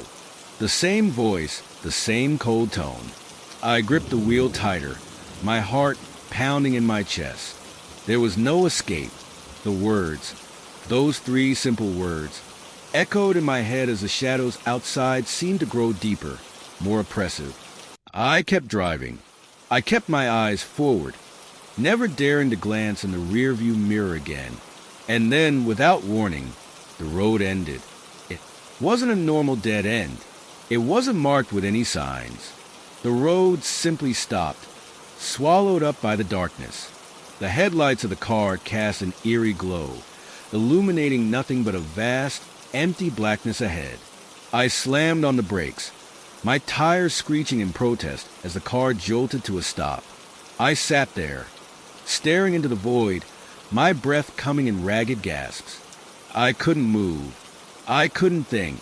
The voice in my head was louder now, almost suffocating me. Asterisk, you'll never leave. You're part of it now, asterisk. I wanted to scream. I wanted to drive, to escape, to get away from the overwhelming presence that filled the air. But I couldn't. It was like the road itself had stopped me, trapped me here. And then I saw it, a figure, standing just outside the car. I didn't know how I hadn't noticed it before, but there it was, its shape dark against the blackness. I couldn't make out any details, but I could feel its eyes on me, watching, waiting. I opened my mouth to shout, to beg for help, but no sound came. My voice was gone, swallowed by the darkness. The figure moved closer, slowly, deliberately. The air around it seemed to shimmer, as if the very fabric of reality was bending around it. And then I saw its face. It was the face of the house, the face of everything that had once been there. The walls, the floor, the windows, the cursed air that had filled the rooms. The face that had haunted me, that had followed me, that had consumed me. I felt it then, something cold and heavy pressing against my chest, pushing the breath from my lungs. The fear wasn't just in my mind anymore. It was real. It was physical. The figure reached out, its fingers grazing the window, the glass fogging with its touch. I tried to move. I tried to scream. I tried to do anything, but I couldn't. My body was frozen, my mind trapped in the same loop of terror that had started all those days ago. Asterisk, you're not alone, asterisk. The voice echoed in the car now, not just in my mind, but all around me. The figure's presence pressed in, suffocating the space until it felt like the walls themselves were closing in. I slammed my eyes shut, trying to block out the nightmare. When I opened them again, the figure was gone. The road was normal again. The air was thick, but there was no more shadow, no more figure. But I knew it hadn't gone away. I started the car, my hands shaking violently as I put it into drive. I couldn't stay here, not anymore. I didn't know where I was going, but it didn't matter. As long as I kept moving, as long as I kept driving, I could pretend that I wasn't being hunted. But deep down, I knew the truth. It was never over. I had left the house, but the house had never left me. And now, wherever I went, whatever I did, it would always be there waiting, watching, and one day, it would come for me again. Story 2. The house had an old charm to it, though I didn't think I truly understood the meaning of charm until I moved in. At first glance, it seemed perfect. A quaint 2-story home tucked away at the end of a quiet street in a town that was so small it felt almost like a forgotten place. My recent divorce had left me with little more than a few savings and a need for change. So when I spotted the for rent sign on the front lawn, I didn't hesitate. The rent was affordable, and I was desperate to start over, to escape the memories and emotions tied to the past. Moving in felt like opening a new chapter of my life, a fresh start, or so I told myself. The house was quiet, but in a way that felt almost too quiet at times. The sort of quiet that makes you listen more carefully to the sounds around you, as if the house itself were holding its breath. The floorboards creaked with every step I took, and the walls groaned as they settled, like the house was still adjusting to the weight of its own age. It felt lived in, but not in a way that offered comfort, more like it had grown accustomed to the solitude and perhaps to the secrets it held. The first few days were uneventful, just me unpacking boxes, finding space for things that no longer felt important but seemed necessary to hold on to. I began to adjust to the rhythms of the house, learning where the floorboards would creak when I stepped a certain way, or how the wind would push the curtains just enough to make shadows dance across the walls. I didn't mind the solitude at first. Solitude was familiar. It was better than the chaos I had left behind. I kept to myself, and for a while, that was enough. Then came the neighbor, Mrs. Delaney. She was a thin woman, probably in her 70s, with a sharp, pointed nose and pale blue eyes that were always calculating, as if she saw something most people missed. I met her one afternoon as I was walking to the small cafe at the end of the street. She was sitting on her porch, sipping from a chipped teacup, her gaze locked on me as I passed. She gave me a brief but polite nod. "You've moved into 314, haven't you?" she asked, her voice surprisingly soft, but with an edge that made me pause. I nodded, giving a small, polite smile. "Yes, just moved in yesterday." Her smile faded slightly, and she glanced over her shoulder, as if checking for something before speaking again. "That house has a history." I raised an eyebrow, intrigued but cautious.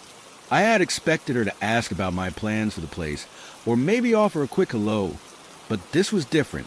Her words hung in the air between us, heavy with something I couldn't quite place. "A history," I repeated, unsure how to respond. She glanced around again, then leaned forward just slightly, her voice dropping to a whisper. "I'm sure you've already heard the noises, the footsteps, the cold spots. It's an old house, but the last tenants..." She trailed off, her gaze flickering with something unspoken. "Well, they didn't last long. There was one who, well, let's just say they left in quite a hurry. Ran out one night, babbling about curses and spirits. It wasn't pretty. I wasn't sure if she was trying to be helpful or simply passing along some harmless gossip, but there was something in the way she said it that made my skin crawl. I chuckled nervously, trying to brush it off. "I'm sure it's nothing," I said, forcing a smile. "The house is just old, right? Probably just some creaks and groans from the age." Mrs. Delaney didn't respond at first. She just studied me with those piercing eyes, like she was weighing whether I was worthy of her warning. Finally, she gave a small, almost imperceptible nod, then said, "Just be careful, dear. Some things aren't so easily explained." With that, she stood up, turning away to tend to a garden I hadn't noticed before, leaving me standing there, the hairs on the back of my neck prickling. I didn't know what to think of her warning. Most people in small towns seem to enjoy sharing strange tales and spooky stories, and I figured this was just another one of those. Still, I couldn't shake the feeling that there was something to her words, something lurking just beneath the surface of the everyday. But I pushed it aside. I had a life to live. I couldn't afford to dwell on every oddity. The first night I spent in the house, I was still unpacking boxes and organizing my things. The evening passed without incident, and by the time I finally decided to head to bed, I was exhausted. The air was thick with the smell of old wood, faintly musty but comforting. As I lay in bed, the quiet of the house surrounded me, the kind of quiet that wasn't quite silence, more like the house was waiting, holding its breath. That's when I heard it, the unmistakable sound of footsteps. At first, it was so faint that I thought I was imagining it, a soft tapping sound on the floor above me. My heart skipped, and I tried to dismiss it as the house settling. It was old, after all, and old houses made noises. I told myself that over and over as I lay there, staring at the ceiling in the dark. But then the footsteps grew louder, closer. It was as if someone was pacing back and forth upstairs, the slow, deliberate thump of feet on wooden floors echoing through the quiet house. My stomach tightened. The house was mine now, and I was alone. There was no one else here. I got out of bed, the floor creaking beneath me. I moved slowly, cautiously, towards the stairs. The footsteps didn't stop. They were getting louder, more distinct. There was no mistaking it now. Someone or something was walking above me. I reached the base of the stairs and froze. The sound had stopped. Complete silence. I forced myself to go up one step at a time, the old wood groaning beneath my feet. I reached the top of the stairs, standing in the hallway listening. Nothing. I tried to shake the uneasy feeling creeping up my spine. There was no one here. The house was empty. I stepped forward, my footsteps almost too loud in the stillness. Then I heard it again, the unmistakable sound of something being dragged across the floor, just beyond the door to the spare room. I stood frozen, heart hammering in my chest. The air grew cold, and a shiver ran down my spine. This wasn't just the house settling. Something was here, something I couldn't explain. I turned and rushed back to my room, locking the door behind me. My breath came in shallow gasps as I stared at the door, willing myself to calm down. The footsteps, the dragging sound, the coldness. It all felt so real, and yet I couldn't explain it. I tried to tell myself it was just my imagination, but deep down, I knew it wasn't. I lay back down, pulling the covers over my head, but the sense of unease didn't leave. The house felt alive, in a way I wasn't ready to understand. I closed my eyes, but sleep didn't come. I was not alone. The next day was full of distractions. I tried to push the unease of the night out of my mind, focusing on getting the last of my boxes unpacked. The sun shone brightly through the windows, making the house feel warmer, more inviting. I busied myself with the mundane, sorting through old clothes, organizing books, setting up the small kitchen. Everything seemed normal in the daylight, as it always did. The kind of normal that lulls you into a sense of safety, the kind that makes you think maybe you were just imagining things the night before. But there was still that lingering feeling, the one that made me glance over my shoulder every now and then, as if someone were standing just out of sight. I couldn't shake it. In the late afternoon, I decided to take a walk. The fresh air would clear my head, and I needed to step away from the house for a while. As I walked down the street, I passed by Mrs. Delaney's house again. She was sitting on her porch, her eyes scanning the street like she was waiting for someone or something. She noticed me right away and waved me over. "Did you sleep well last night?" she asked with a knowing smile, her voice light, but her eyes sharper than ever. I hesitated before answering, unsure if I should bring up what had happened. It felt ridiculous. Even to me, it was just an old house. Still, I couldn't ignore that nagging feeling. I didn't sleep much, I admitted, giving her a cautious look. There were sounds, like footsteps or something. Her expression didn't change, but her smile faded slightly. She leaned forward, her voice dropping to a whisper again. "I warned you. That house doesn't like to be alone. It's been abandoned so many times, and each time it leaves a little more of itself behind." I frowned, unsure of what she meant. "What do you mean?" She hesitated before responding. "The house has a history, not just the people who've lived in it, but the one who built it." Her voice was quieter now, like she was afraid someone else might overhear. The original owner, a man named Elias Blackwood, he was obsessed with the occult. He believed he could communicate with something on the other side, a power greater than anything we understand. It said he performed rituals in the house, tried to open a door to another realm. There are stories, you see, things that shouldn't have been disturbed. I shook my head, feeling a cold sensation crawl up my spine. "That sounds like some kind of legend." "Right." Mrs. Delaney's eyes locked onto mine, her gaze intense. "It's not a legend. People still talk about the disappearances. People who lived in the house before you." She paused, watching my face closely. "They didn't last. They never last." I wasn't sure whether she was trying to scare me or simply recounting a strange history. Maybe she was just the kind of person who loved to tell unsettling stories. Still, I couldn't ignore the chill creeping into the conversation. The way she spoke, as if she believed it all to be true, made my skin crawl. I didn't know, I muttered, shifting uncomfortably. But I'm sure it's just old house stuff, you know? Creaking floorboards and drafts. Mrs. Delaney gave me a small, sad smile. You'll see. In time, I left her porch, the weight of her words heavy on my shoulders. As I walked back home, I found myself glancing over my shoulder, feeling the faintest sense that I was being watched. The house stood there, waiting for me. That night, I did my best to ignore the creeping sense of dread. The sounds of the house settling were louder now, as if the house were waking up, stretching after a long sleep. The floorboards groaned, the pipes rattled.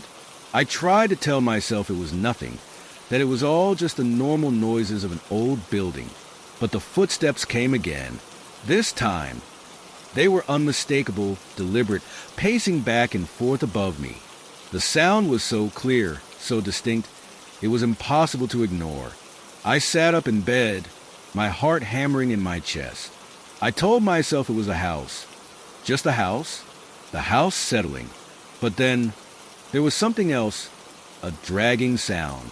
Something being scraped across the floor above me. It wasn't the normal creak of floorboards. It was slower, more deliberate, like something heavy was being moved across the room. I couldn't take it anymore. I grabbed a flashlight from my nightstand and pulled on my slippers, my heart racing in my chest. I moved toward the stairs, the flashlight beam trembling in my hand. The footsteps had stopped, but the air felt thick, colder than before. I reached the bottom of the stairs and stood there for a moment listening. It was silent, too silent. I made my way up, each step creaking under my weight. When I reached the top, I hesitated, shining the light into the hallway. The door to the spare room was cracked open, and I could just make out the faintest outline of something inside. My breath caught in my throat as I took a step forward, the light flickering slightly in my hand. I pushed the door open slowly, and the flashlight illuminated the room, revealing nothing but shadows and dust. But the air inside the room was different. It was colder, heavier, as though the room itself was holding its breath. I didn't know what I was expecting. Maybe something tangible, something to explain the sounds, the creeping dread. But there was nothing, just a room, quiet and empty. I stood there for a long time listening, feeling the hairs on the back of my neck rise. The silence was deafening, and yet I couldn't shake the feeling that I wasn't alone. I closed the door quietly and backed away, my mind racing. Maybe Mrs. Delaney was right. Maybe this house was more than just an old building with creaky floors. Maybe there was something else here.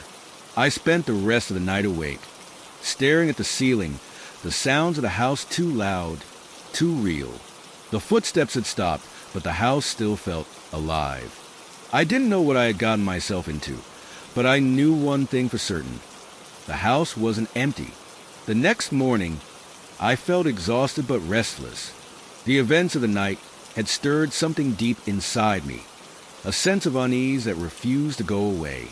I didn't want to admit it, but I knew deep down that something was wrong with this house. I tried to convince myself it was just the stress of the move, of starting fresh in a new place, but the fear gnawed at me like an uninvited guest. The house was settling, yes, but what if there was something more? What if Mrs. Delaney's stories weren't just stories? I spent the day trying to keep my mind occupied. I went into town to run some errands, hoping that getting away from the house would help. The sun was bright, and the air was warm, but my mind kept returning to the house. It was like a magnet, pulling me back. When I got home that afternoon, I went straight to the kitchen and started preparing a late lunch. The clattering of dishes, the sizzle of food in the pan. It should have been comforting, but it felt like a distraction, like I was trying to outrun something that was waiting for me. I kept glancing toward the hallway, half expecting to hear those footsteps again, but the house was quiet. It wasn't until after dinner, as I was cleaning up, that I noticed something strange. A small piece of paper had appeared on the kitchen table, tucked under my cup. I hadn't seen it there before, and there was no way it could have slipped there unnoticed. My first thought was that it was from the previous tenant, Some random note left behind, but when I unfolded it, my blood ran cold. The handwriting was frantic, messy, like someone was writing in a hurry. It read, asterisk, don't trust the house. It watches. It knows. I tried to leave, but it won't let me. It wants you next. You have to leave now before it's too late. They're coming for you. They always do. Asterisk. My heart raced as I read the note again, feeling the cold sweat break out on my skin. I looked around the room, my eyes darting to every corner. The silence felt oppressive now, suffocating. How had this gotten here? And who was they? I set the note down, my hands shaking. I tried to tell myself it was just a prank, a bizarre coincidence. But the dread that had been slowly creeping in now surged through my veins like ice. I couldn't ignore it. Someone had written this, and if they were right, I was already too deep into whatever was happening in this house. I knew I had to do something. I couldn't just pretend like everything was fine anymore. I needed to know what was going on. That night, I stayed up late, not because I wanted to, but because I couldn't sleep. The air was thick, heavy, almost suffocating. My mind raced, and every creak of the house sent me jumping. I wasn't sure if I was hearing things or if the house was getting worse, but I knew I couldn't ignore it any longer.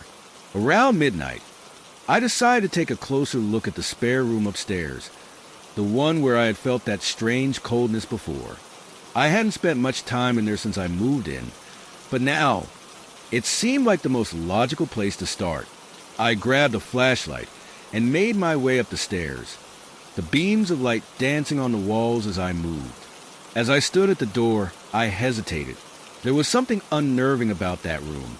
I had already heard strange sounds from it, and I didn't want to feel that sense of dread again. But I couldn't back out now. I pushed open the door slowly, the hinges creaking as I entered. The room was just as I had left it, dusty, with old wooden floorboards and peeling wallpaper. But something was different. The air in the room was colder than it had been before, and I could see my breath fogging in the dim light. I stepped inside, feeling the chill crawl up my spine. The flashlight flickered once, twice, before it settled. I walked further into the room, shining the light around. Nothing seemed out of place at first, but then I noticed something that sent a jolt of fear through me. The closet door was slightly ajar, even though I was certain I had closed it earlier. It was small, narrow, and dark, the kind of closet you wouldn't want to investigate unless you had to. But now, I couldn't ignore it. My feet carried me toward it, almost on their own, and my breath caught in my throat as I reached for the handle. I pulled the door open, and the flashlight illuminated the small space inside. At first, I thought it was empty, but then something caught my eye. A small, old book lay in the corner, half hidden beneath a pile of discarded clothing.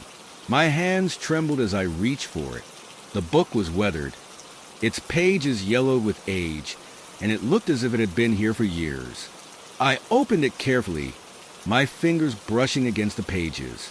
The first few pages were filled with strange symbols, drawings that made no sense to me. But as I turned further, I found something more disturbing, a journal written in a frantic scrawl, describing events that made my blood run cold. The entries were dated back decades, and each one spoke of strange happenings in the house. Rituals performed late at night, voices that could not be explained, figures seen in the corners of the rooms. As I read, I could feel the air grow colder, heavier, as if the very walls were closing in on me. One entry stood out, the last one written before the journal abruptly stopped. It read, asterisk, the door is open.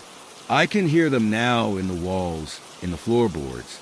They want to come through, and I'm the one who opened it. I shouldn't have. I can hear their footsteps, always getting closer. If anyone reads this, leave. Leave now, before it's too late. Asterisk. I dropped the journal, my heart hammering in my chest. The footsteps. Was that what I had been hearing? Were they real? Or was it something else, something far more sinister, trying to make its presence known? I closed the closet door with shaking hands. The sound of the wood scraping against the frame louder than it should have been. I had to get out. I had to leave this house before whatever was here found me. But as I turned to leave the room, I heard it again, the unmistakable sound of footsteps, slow and deliberate, echoing from the hallway. I wasn't alone. I froze in place, my heart pounding so loudly in my chest I thought it would burst. The footsteps weren't coming from above, like I had imagined before. No, these were right outside the door, slow and steady, like someone was pacing just out of sight. I could hear them clearly now. Heavy, deliberate, the sound of shoes scraping against the old wooden floorboards. For a moment I stood frozen, my body paralyzed by fear. I couldn't make a sound. I couldn't move. It was as if the house had swallowed me whole, the walls pressing in around me, suffocating me with their weight. My eyes darted toward the door, and I instinctively backed away from it, hoping whatever or whoever was out there wouldn't come in. I strained to hear, my breath shallow and quick, trying to pinpoint where the footsteps were coming from. They were moving again, but this time they were getting closer. I could feel the floor vibrating beneath me, the echo of the steps reverberating in my bones. Each one seemed to come from a different direction, like someone was circling the room. But no one was there.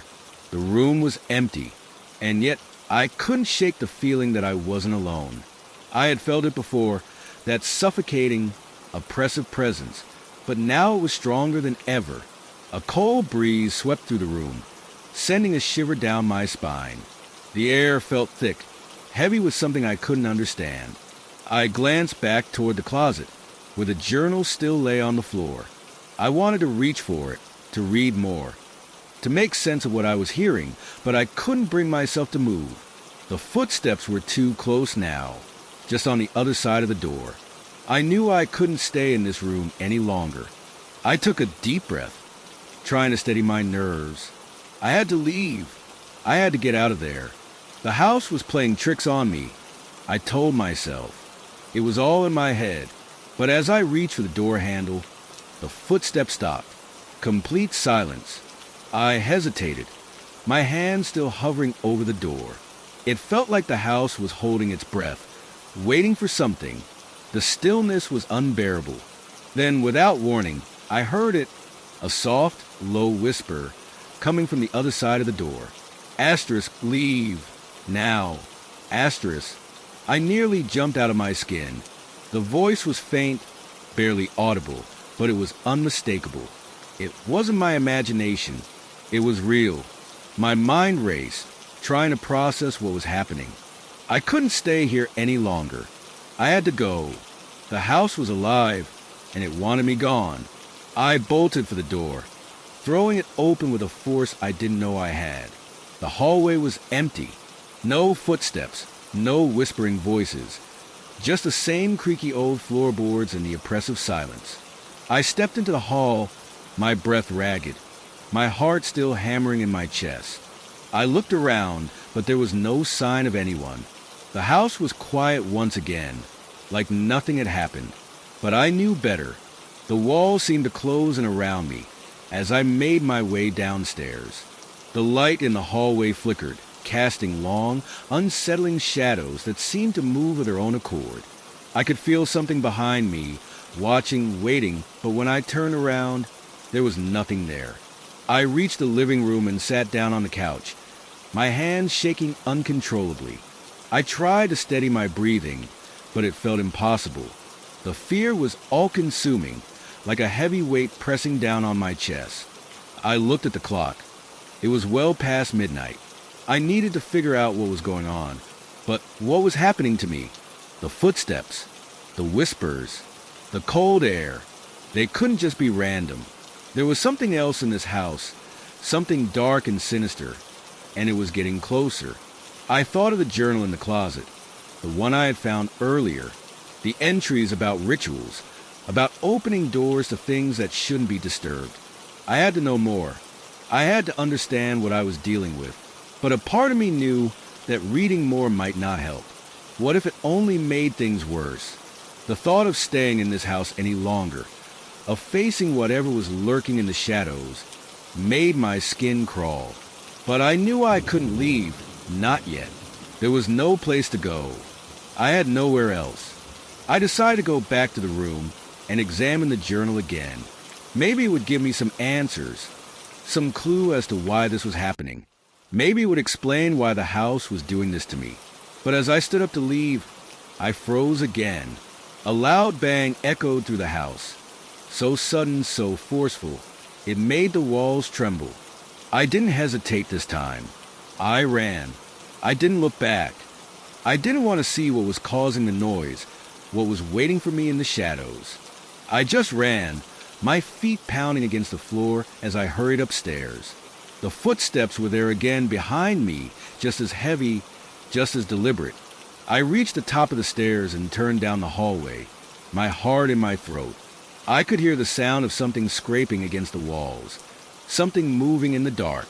And then I felt it, the cold. It was so intense. It was like a gust of icy wind had swept through the entire house. It chilled me to the bone, numbing my fingers, freezing my breath in the air. The light in the hallway flickered again, casting the room in eerie, dim shadows. The footsteps stopped. I didn't want to turn around, but I couldn't stop myself. My head whipped around, and there at the end of the hall, I saw it. A figure. It was tall, shadowy, barely visible in the dim light, but I could feel its presence. Its eyes, if they were eyes, seemed to bore into me, hollow and endless. I couldn't move. I couldn't breathe. And then it spoke, its voice low and guttural. Asterisk, you shouldn't have come here. Asterisk. The words sent a chill down my spine. I turned to run, but my legs felt like lead. I couldn't move. I was frozen in place, trapped in the grip of something I couldn't understand, couldn't explain. And then, just as quickly as it had appeared, the figure was gone. I was alone again, but the fear lingered, thick and suffocating, like it had settled into the very walls of the house. I ran back to the living room, my mind racing. What was happening? Why was this happening to me? But as I looked around, I realized something. I wasn't alone anymore. The house was watching. I couldn't shake the feeling that the house was alive in a way that didn't make sense. It wasn't just the cold spots, the footsteps, or the whispers anymore. It was something deeper, something ancient, something that had been there long before I ever stepped foot inside. I kept my eyes fixed on the empty room, watching the shadows as they danced in the dim light. The air was thick with tension, and I could still feel the chill lingering in my bones. The figure, the voice, the warnings. It all felt like a bad dream I couldn't wake up from. I needed answers, but every part of me screamed that I should leave, get out while I still could. But where would I go? The house had a grip on me, its eerie presence wrapping around my mind, suffocating my thoughts. I couldn't bring myself to leave. I needed to understand what I was up against. I forced myself to my feet, trying to steady my breath. The clock on the wall ticked louder than before, each second dragging like an eternity. I couldn't stay here any longer. I had to go back to the room with the journal. I had to read more. I had to know what I was dealing with. I moved quickly, my footsteps echoing in the silence. The hallway was empty, but the oppressive feeling of being watched never left. Every creak of the floorboards made me jump. Every flicker of light sent a shiver down my spine. I couldn't trust my own senses anymore. I reached the door to the room and hesitated, my hand hovering over the handle. What if the journal was just a trap? What if I read something I wasn't supposed to? But I had no choice. I had to face whatever was haunting this house, and the only way to do that was to understand it. I opened the door. The room was just as I had left it. The journal sat on the floor, its leather cover worn and cracked, as if it had been touched by countless hands over the years. I bent down and picked it up, feeling the weight of it in my hands. There was a sense of foreboding that washed over me, but I ignored it. I had to know. I opened the first page. The handwriting was shaky, the ink smeared in places, but the words were clear. Asterisk, I have opened the door. I have invited them in. They are here, and they will never leave. Asterisk. I felt a chill crawl up my spine. What had this person done? Who had they invited in? I flipped through the pages, my hands trembling as I read more. The entries were fragmented, hurried, like the writer had been losing their grip on reality. There were mentions of rituals, symbols, and words and languages I couldn't understand. The more I read, the more I felt like something was watching me, like the house itself was breathing down my neck. Asterisk, the door is open. They are with us. I cannot close it. I cannot escape. Asterisk, the last entry was the most disturbing. Asterisk, they come for me tonight. The whispers are louder now. I hear them at the door. They want me. I will never leave. The house will keep me. Asterisk, I slammed the journal shut, my heart racing. My hands were shaking, the words on the pages echoing in my mind. This was no coincidence. Whatever had happened here, it wasn't over. It was still happening. I had to leave. I had to get out of this house before it was too late. But as I stood up, the door slammed shut behind me. I spun around, my breath catching in my throat. The door. It had been wide open when I entered the room. I hadn't imagined it, but now it was closed, locked from the inside. Panic surged through me. I ran to the door, my hands frantic as I tried to turn the handle. It wouldn't budge. I pulled harder, my breath coming in short, desperate gasps. The house was trapping me. I stepped back, trying to calm myself. Think. There had to be another way out. But before I could think any further, I heard it again, the footsteps. Slow, deliberate, just outside the door. I couldn't stay here. I couldn't wait to see what came next. I searched the room, looking for something, anything, that might help me escape. My eyes landed on the window. It was small, too small for me to fit through, but I had to try. I rushed over to it, throwing it open with a force I didn't know I had. The cold air hit me like a slap to the face. It felt like the outside world was mocking me, taunting me. I stuck my head out the window, desperate to see if anyone was around, but the street below was empty. The world outside seemed too quiet, too still. The footsteps were closer now, right on the other side of the door. I could hear them clearly, feel them. My body was trembling with fear, my mind racing. What was out there? Who was out there? I turned back to the room, my eyes scanning for a way out. The house had changed. It felt like the walls were closing in, like they were slowly creeping toward me. The air was heavier, thick with something I couldn't explain. It was as if the house itself was alive, watching, waiting. I had to escape. I turned to the closet, hoping for a hidden door, a way out of this nightmare. But when I opened it, there was nothing, just clothes, dust, and the lingering scent of decay. I slammed the door shut in frustration, and then I heard it, a voice, low and guttural. Asterisk, you cannot leave. You are mine now. Asterisk, I froze. The voice was coming from inside the room, from somewhere behind me. I spun around, my heart pounding in my chest. The figure was there again, standing in the doorway. It was tall, dark, and featureless, a shadow among shadows. I couldn't see its face, but I could feel its presence. It was overwhelming, suffocating. I didn't know what to do. I didn't know how to escape. The house had already claimed me, and there was no way out. The figure took a step forward, its presence filling the room. I backed away, but I was trapped. I was surrounded. You shouldn't have come here, it whispered again. I turned and bolted toward the window. There was no time left.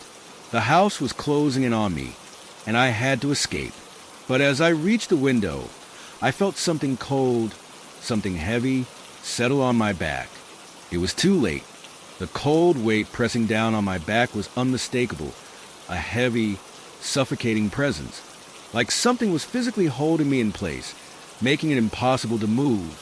My breath came in sharp, panic gasped as I struggled to break free. But the more I fought, the tighter the grip seemed to become. My hand gripped the edge of the windowsill, my fingers slipping on the cold wood as I tried to yank myself away from the invisible force holding me captive. The dark figure was still behind me, its presence thick and oppressive, pressing against me like a nightmare I couldn't escape. Every time I tried to move, I could hear the soft rustle of fabric, like the whisper of a shadow creeping closer, tighter. My body was frozen, paralyzed by fear and by whatever unseen force was holding me back. My head spun with terror, and my chest felt like it was about to collapse from the pressure in the room. I couldn't think. I couldn't breathe. And then the whisper came again. This time, it was closer, right by my ear, sending a wave of icy dread crashing over me. Asterisk, you shouldn't have come here. You can never leave. Asterisk. The voice was familiar, yet foreign, like a memory I couldn't place. It sounded distant, hollow, as though it came from somewhere deep inside the house, from the very walls themselves. A low, guttural growl rumbled through the room, vibrating the floor beneath my feet. I didn't know how much longer I could stand this. The grip around me tightened again, like invisible hands wrapping around my body, pulling me toward the shadow. My heart pounded so violently in my chest I thought it might burst. I couldn't stop it. I couldn't escape. I looked back at the dark figure, trying to make sense of what I was seeing, but it was no longer just a shadow. It had begun to shift, to take form. The outline of a tall, gaunt figure was becoming clearer, but its face was blank. No eyes, no mouth, just an empty, featureless void. I gasped for air, my head spinning with horror and confusion. Please, I choked out, my voice trembling. Asterisk, please let me go. Asterisk. But the figure didn't respond. It just stood there unmoving, watching me. And then I heard it, a low, crackling sound, like dry leaves crunching beneath heavy boots, except there were no boots. There was nothing but the sound, like something or someone was slowly coming closer. The footsteps seemed to echo from every corner of the room, from beneath the floor, from the walls, from the ceiling. The room was closing in. I pulled harder, desperation surging through me. The invisible force holding me back started to loosen, just slightly, enough for me to move my legs. But the moment I shifted, the whispers grew louder, more insistent. The air grew colder, colder than I'd ever felt before, biting into my skin like 1,000 needles. I glanced at the window again. The night beyond was dark, empty, nothing but shadows and fog. But that's when I saw it, just beyond the glass, a shape, something that shouldn't be there. It was as if the darkness itself was moving, crawling across the surface of the window, pushing against it like it wanted to get in. I gasped and stumbled backward, bumping into the closet door. The figure was closer now, its dark form looming over me, its presence filling every inch of the room. It was like a living nightmare, something that had crawled out of the very fabric of the house itself, twisted and hungry. I had to get out. I had to get away. I turned and ran toward the door, but just as my hand reached for the handle, the door swung open on its own. I froze. Standing in the doorway was the neighbor I had met the first day I arrived. She looked different now, her eyes wide and hollow, her face pale, as if she had aged years in a matter of days. Her mouth opened, but no sound came out. And then I saw it, the flicker of something in her eyes. Recognition, fear. Leave, she whispered, her voice strained, like she was trying to say more, but the words wouldn't come. Leave this place. It's too late for you. You shouldn't have come. I didn't know what she meant. I didn't know how much longer I could stay in this nightmare. The house was suffocating me, pressing in from all sides. The air was thick with a sense of dread that wrapped itself around me like a suffocating shroud. And then I felt it, a cold hand on my shoulder. I didn't turn. I didn't want to. I knew what it was. I could feel it behind me, breathing down my neck. The air was growing colder, colder by the second. It was as if the temperature in the room had dropped to freezing, my breath misting in front of me. And then I heard the whispers again, louder this time, frantic, overlapping, like 1,000 voices all speaking at once. Asterisk, you should never have come. You're ours now. You'll never leave. We will keep you. Asterisk, I screamed, but no one heard me. I pushed past the neighbor and bolted out the door into the hallway. My legs felt like jelly beneath me, but I kept running. I ran past the dark shadows, past the rooms that were growing darker, past the twisted figures that seemed to be waiting for me in the corners of my vision. The house had come alive. It was chasing me. I stumbled toward the stairs, my mind fogged with fear. I had to escape. I had to get out before it was too late. But when I reached the bottom of the stairs, I froze. The front door was gone. In its place was a wall, a cold, gray stone wall, like it had never been there at all. I backed away slowly, my hands shaking. The whispers grew louder, more frantic, more insistent. And then, behind me, I heard something, a door opening. I spun around. The figure was standing in the doorway again. It stepped forward, and the room went dark. I couldn't move. My legs felt like they were rooted to the floor, my body frozen in a state of pure terror. I could feel the weight of the darkness pressing in on me from every direction. The room seemed to stretch and contort, the walls closing in as the air thickened with a suffocating presence. My heart pounded in my chest, so loud and fast that it seemed to drown out everything else. The figure in the doorway didn't speak. It didn't need to. Its silence was more terrifying than any words could ever be. I could feel its gaze on me, though I couldn't see its eyes. Its form was a black, shifting mass, moving like smoke, formless and yet full of malice. I tried to scream, but my voice wouldn't come. It was as if the air itself had been sucked from the room, leaving me gasping for breath. My mouth felt dry, my throat tight. I couldn't look away from the figure, even though every instinct in my body screamed at me to run, to escape. But there was nowhere to go. Then, without warning, the figure took a step forward. It moved so fluidly, so unnaturally, that it didn't seem like it was walking at all. It glided across the floor, its feet barely touching the ground. The closer it came, the colder the room became, until I could see my breath in front of me like a cloud of smoke. I wanted to close my eyes, to make it all go away, but I couldn't. I was trapped in this nightmare, and I had no choice but to face it. The figure was right in front of me now, towering over me.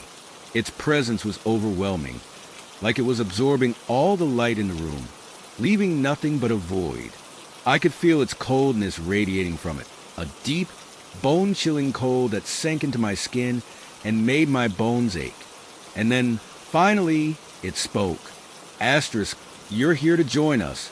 Asterisk, the voice was low, guttural, and came from all around me, as if it was coming from inside my own head. Asterisk, you've come to the end of your journey. This house will never let you go. Asterisk, I didn't understand. I didn't want to understand, but the words made something click inside me. This wasn't just a haunting. This was something more, something ancient, something tied to the very foundation of the house. I tried to take a step back, but my feet wouldn't move. My body refused to obey me. The cold was too intense, the presence too overwhelming. I couldn't escape. I couldn't run. The figure reached out, its hands stretching toward me. It was nothing more than a dark blur, its fingers long and unnaturally thin, as if they were made of the very shadows that surrounded it. I closed my eyes, expecting the worst. But when I opened them again, I was somewhere else. The room had changed. The walls had shifted. No longer the familiar creaky house I had known. The air was thick with dust, and the floor beneath me felt uneven, like I was standing on old wooden planks that hadn't seen daylight in years. The smell of rot hung heavy in the air, and a low, distant sound echoed from somewhere deep in the house, a faint rhythmic thumping, like a heartbeat.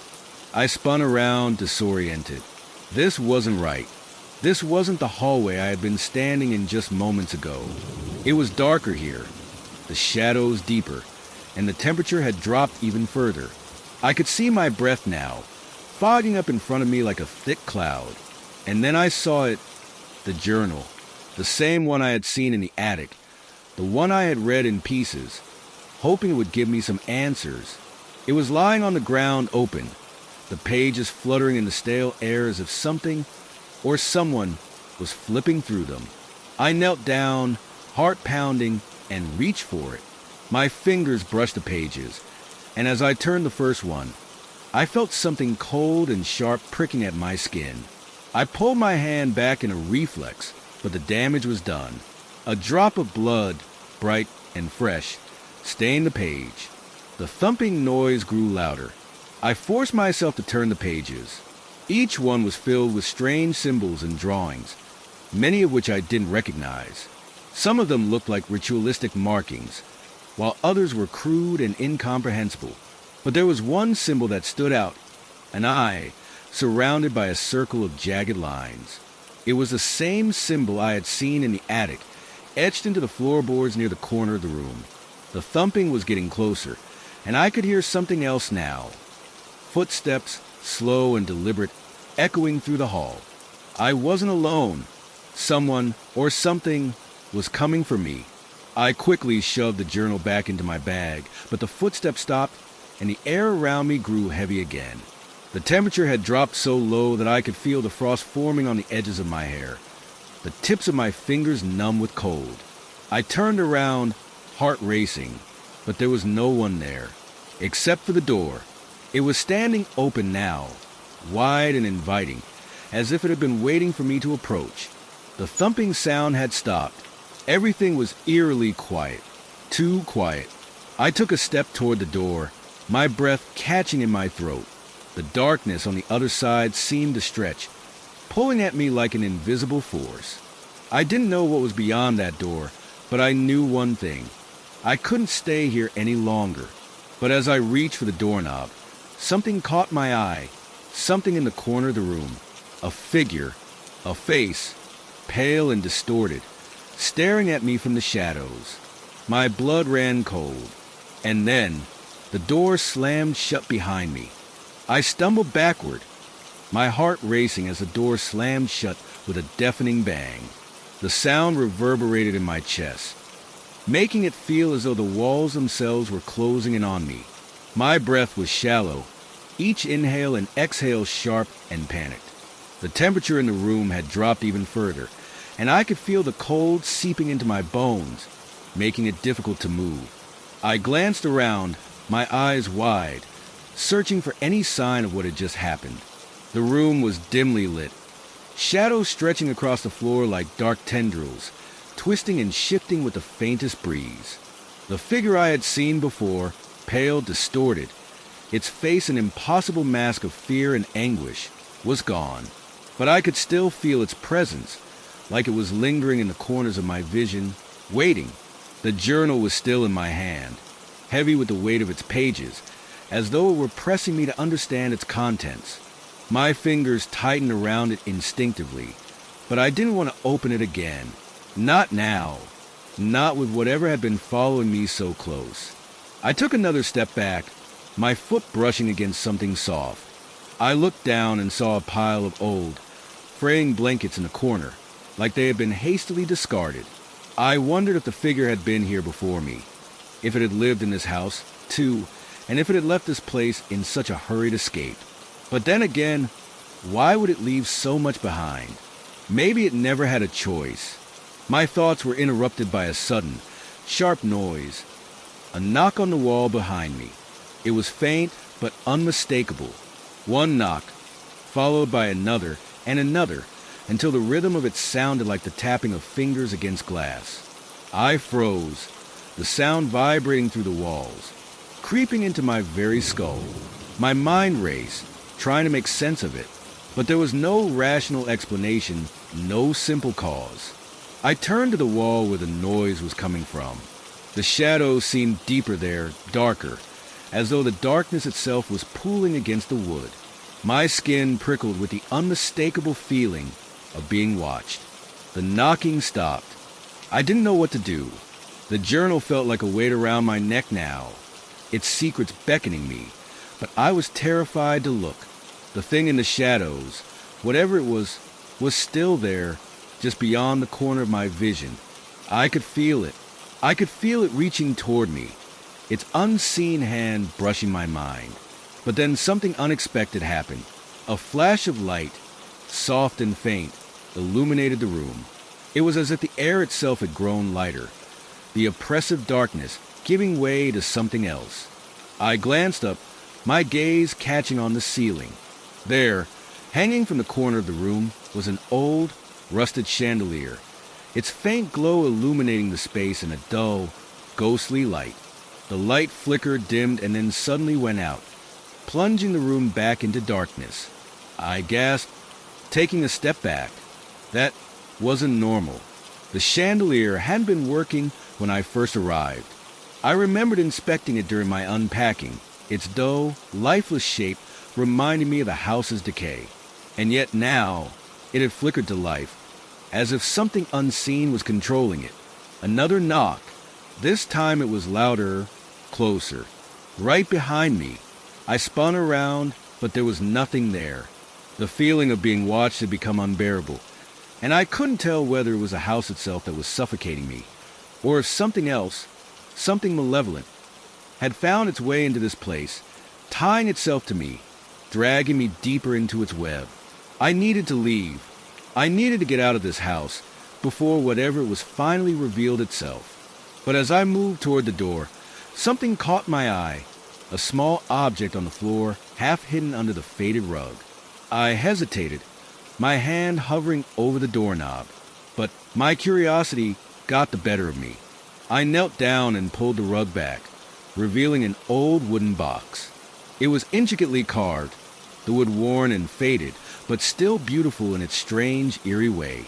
The carvings on the box were unlike anything I had ever seen, twisting symbols that seemed to shift and change as I stared at them. It looked ancient, far older than the house itself. I hesitated, my fingers trembling as I reached out to touch it. It was cold, unnaturally cold, like it had been buried in ice for centuries. With a deep breath, I opened the box. Inside was a small, tattered notebook. The pages were yellowed with age, the edges frayed and curling. It looked just like the journal I had found in the attic, but this one was different. The writing inside was the same, symbols, drawings, and incomprehensible phrases. But there was one page that caught my eye. It was an image, drawn in stark, dark ink, a figure, hunched and twisted, surrounded by the same symbols I had seen before. But this figure was not human. Its body was elongated, its arms stretched unnaturally long, its head shaped like a twisted skull. And there, in the bottom corner of the page, was a single word, *awaken, *. I felt my heart skip a beat. The room grew colder. Suddenly, there was a loud bang, a thundering sound that shook the very foundation of the house. I looked up in shock, my mind racing to comprehend what was happening. The knocking started again, but this time it was louder, more frantic, as if it was coming from inside the walls. And then I heard it, a voice, a low, guttural whisper, coming from the shadows. It's too late. I froze, my blood running cold. The voice was unmistakable. It wasn't just a sound. It was a presence. It was speaking directly to me. I turned, and there, standing at the edge of the room, was the figure again. But this time, it was clearer, more solid. Its eyes, those empty, dark pits, were fixed on me, and I could feel its anger, its hunger, radiating from it. It took a step forward, its movements deliberate and slow. Each step was a drumbeat, pounding in my chest. I wanted to run, but my legs wouldn't move. My body wouldn't obey me. And then it spoke again, its voice so close I could feel its breath on my skin. You should never have opened the door. I stumbled backward, my breath catching in my throat. The walls seemed to close in on me as the figure reached out, its fingers long and clawed, its mouth opening in a silent scream. And then everything went black. I woke up with a start, my body stiff and aching.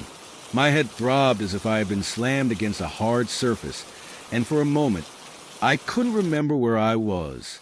My eyes flickered open, struggling to adjust to the darkness around me. I was no longer standing in the room, no longer face to face with that thing, that horrible, twisted figure. But where was I? I was on the floor, the same cold, creaky wood beneath me. My arms were stretched out in front of me, as though I had collapsed in the middle of some frantic movement. I didn't know if I had fainted or if something had knocked me out, but when I tried to get up, my body protested. Every muscle screamed in agony. Every inch of my skin was tense and frozen.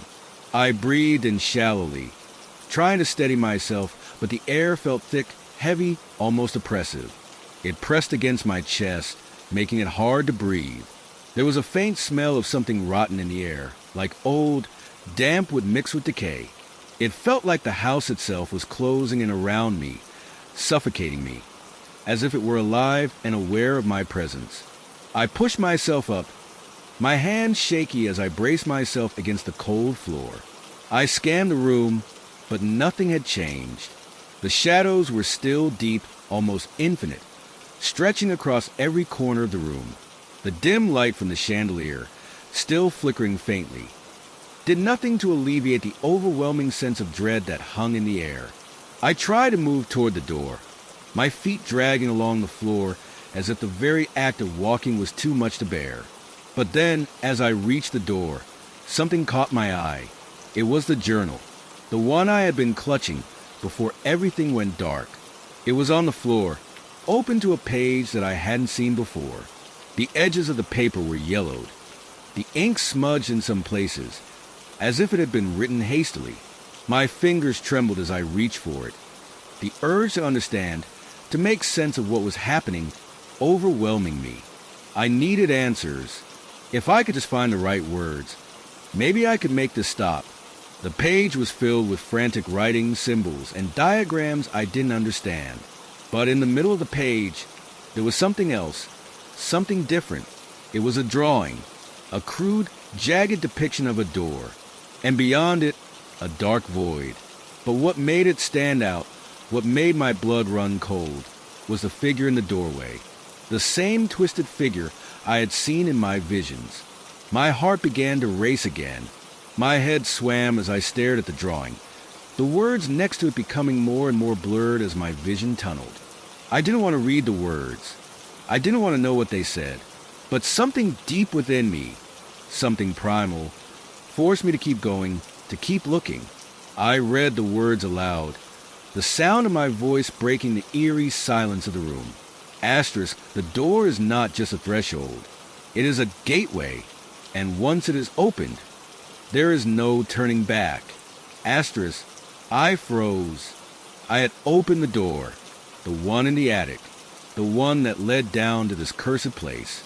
That was where it had all started. The footsteps, the whispers, the cold. That was when the house had begun to wake up, to stir, to claim me. The air around me felt even heavier now, suffocating. A cold wind swept through the room, making the hairs on the back of my neck stand up. I could feel the temperature drop further, my breath coming out in visible puffs of white mist. I turned quickly, looking behind me, and my heart nearly stopped.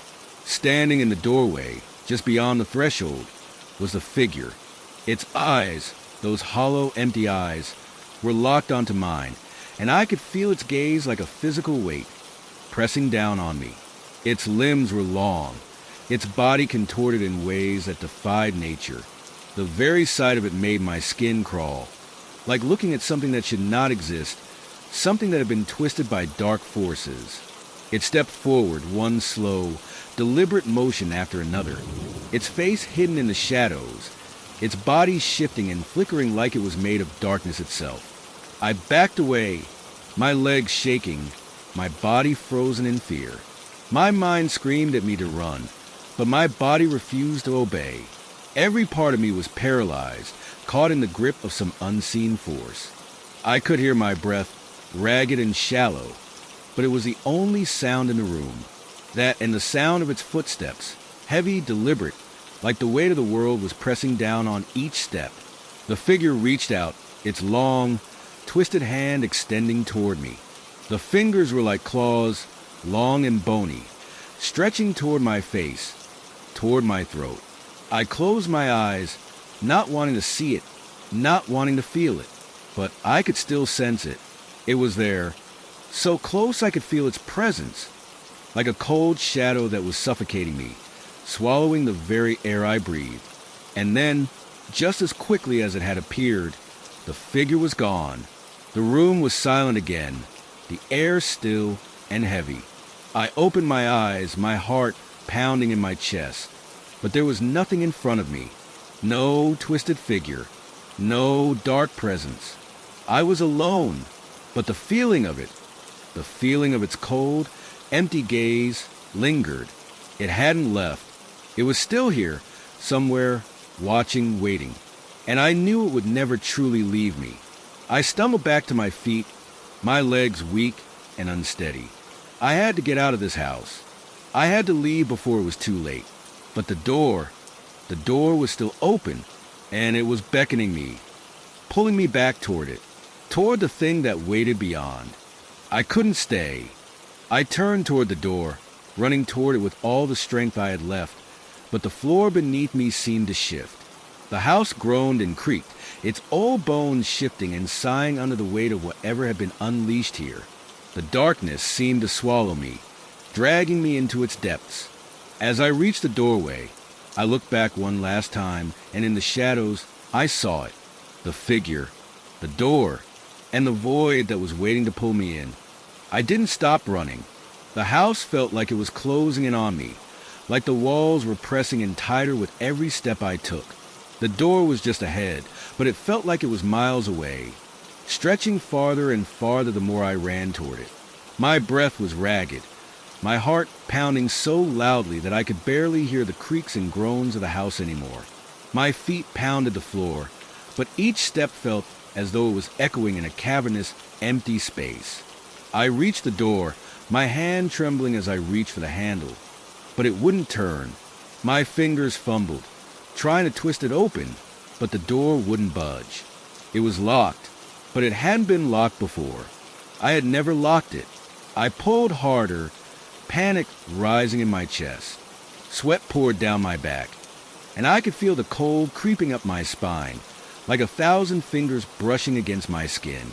The temperature in the house had dropped again, the air so cold now that I could see my breath hanging in front of me in thick, white clouds. My skin felt tight, like I was suffocating, but I didn't care. I needed to get out. I needed to leave.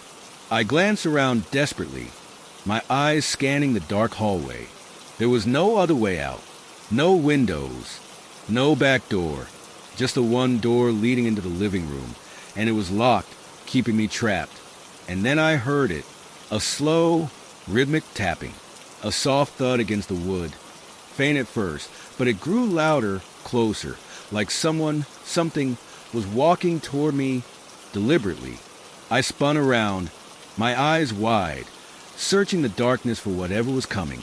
But all I could see were shadows, deep, infinite shadows that stretched like fingers across the walls, reaching for me. The tapping grew louder, closer. I could hear it now, each step sounding more deliberate, more solid than the last. It was coming down the hallway. Whatever it was, it wasn't trying to hide. It wasn't trying to be quiet. The footsteps stopped just behind me. I didn't turn around. I couldn't. I had to get out of here. I had to find a way to escape this nightmare. I could feel the weight of whatever was behind me, the cold presence pressing against my back like a suffocating fog. It was so close, I could almost feel it breathing on my neck. "Let me out," I whispered, my voice shaking. "Please, just let me out." But the tapping didn't stop. Instead, it began to speed up, the sound quickening until it became a rapid, almost frantic rhythm. and then nothing. Silence. I turned around slowly, my heart hammering in my chest, my body frozen in fear. I half expected to see it, the thing that had been tormenting me all this time. But there was nothing. The hallway was empty, the darkness stretching out before me like an endless abyss. I exhaled shakily, my mind struggling to make sense of it all. Maybe it was my mind playing tricks on me. Maybe it was the stress and fear taking over. But something told me that wasn't the case. And then I saw it, a shadow, faint at first, moving against the far wall. It was subtle, just a flicker of movement, like a shape in the corner of my eye. But as I focused on it, the shadow grew darker, more defined, until it was unmistakable. It was standing there in the corner of the hallway, barely visible in the dim light. The figure, its head was tilted at an unnatural angle, its hollow eyes staring directly at me, though it had no face to speak of. The shadows around it seemed to ripple and distort, like it was pulling the darkness itself into its shape. My body froze. I couldn't move. I couldn't scream. I couldn't breathe. The air grew heavier, colder. The temperature dropped so quickly that I could feel it in my bones, in every inch of my skin. I wanted to run, to flee, but my legs refused to obey. They were rooted to the spot, locked in place, as if the very ground beneath me had seized me, unwilling to let me go. The figure's hand, if it could even be called a hand, lifted slowly, extending toward me with a creaking sound, like the groaning of old wood. The fingers were long and twisted, impossibly thin, and they moved with a deliberate, eerie grace. It was reaching for me, coming closer with every second, and then, without warning, it spoke. A voice, like a whisper, but not a whisper. It was like the sound of 1,000 voices, all overlapping and murmuring at once, creating a cacophony of indecipherable words that made my head ache. Asterisk you can't leave, asterisk. The words sent a jolt of terror through my chest, and I stumbled backward, my hand still gripping the doorknob, desperate to get away. But the door wouldn't open. It wouldn't even budge. I screamed. I don't know how I found the strength to do it, but I screamed, the sound ripping from my throat like a raw, primal cry. My voice echoed in the hallway, but it didn't feel like it was my voice. It felt like something else, something deeper, something from the darkness itself. And then, as suddenly as it had come, the figure disappeared. The shadows retreated, and the air lightened, though it was still unbearably cold. The house was silent again, the tapping footsteps gone, the oppressive presence lifted. I was alone. I collapsed to the floor, my breath coming in jagged gasps, my body shaking uncontrollably. The terror hadn't left. It hadn't faded. It lingered, like a shadow that wouldn't let go. I knew it was still here, somewhere, waiting for me. I had to leave. I had to escape. But I couldn't stay here any longer. Not in this house. Not in this place.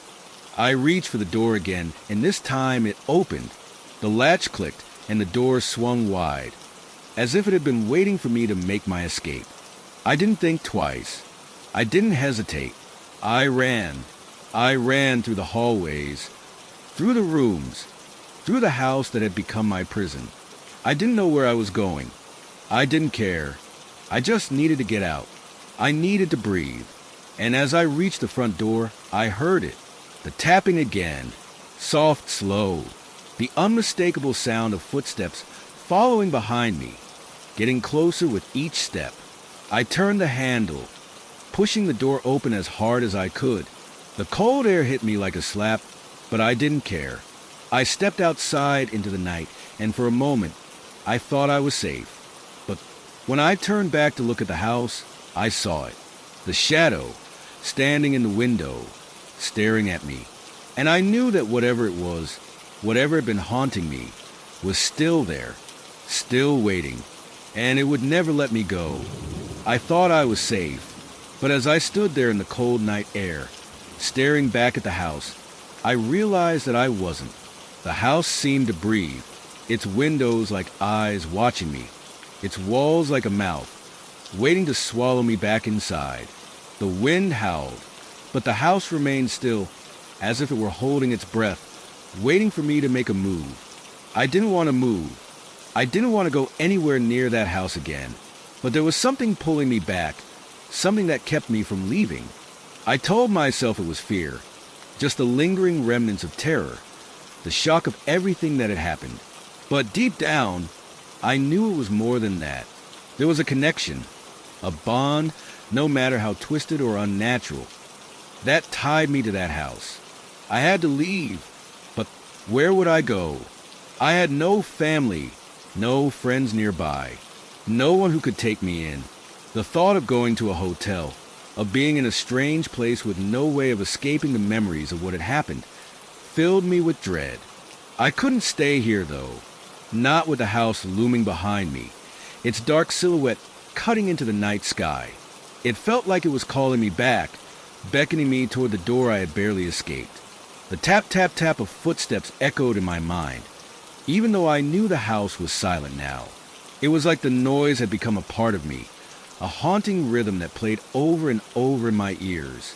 The whispers of those voices, the thousand voices that had spoken in that dark hallway, still lingered in my mind like a song I couldn't forget. I stumbled backward, shaking my head, trying to block out the memory, trying to make sense of it all. But I couldn't. Nothing made sense anymore.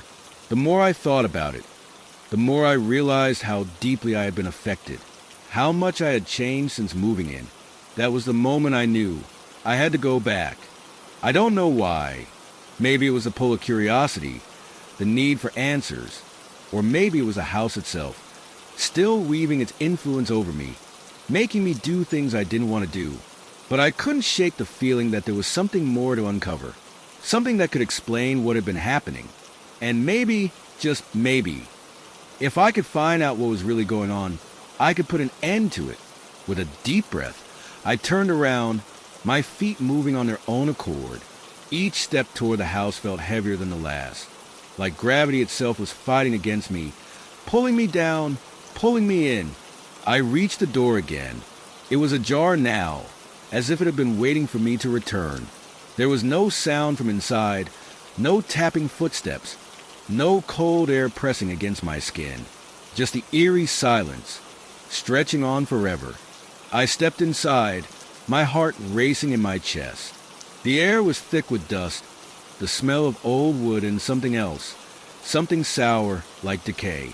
My footsteps echoed in the hall, but the house felt different now. It wasn't just a building. It was alive.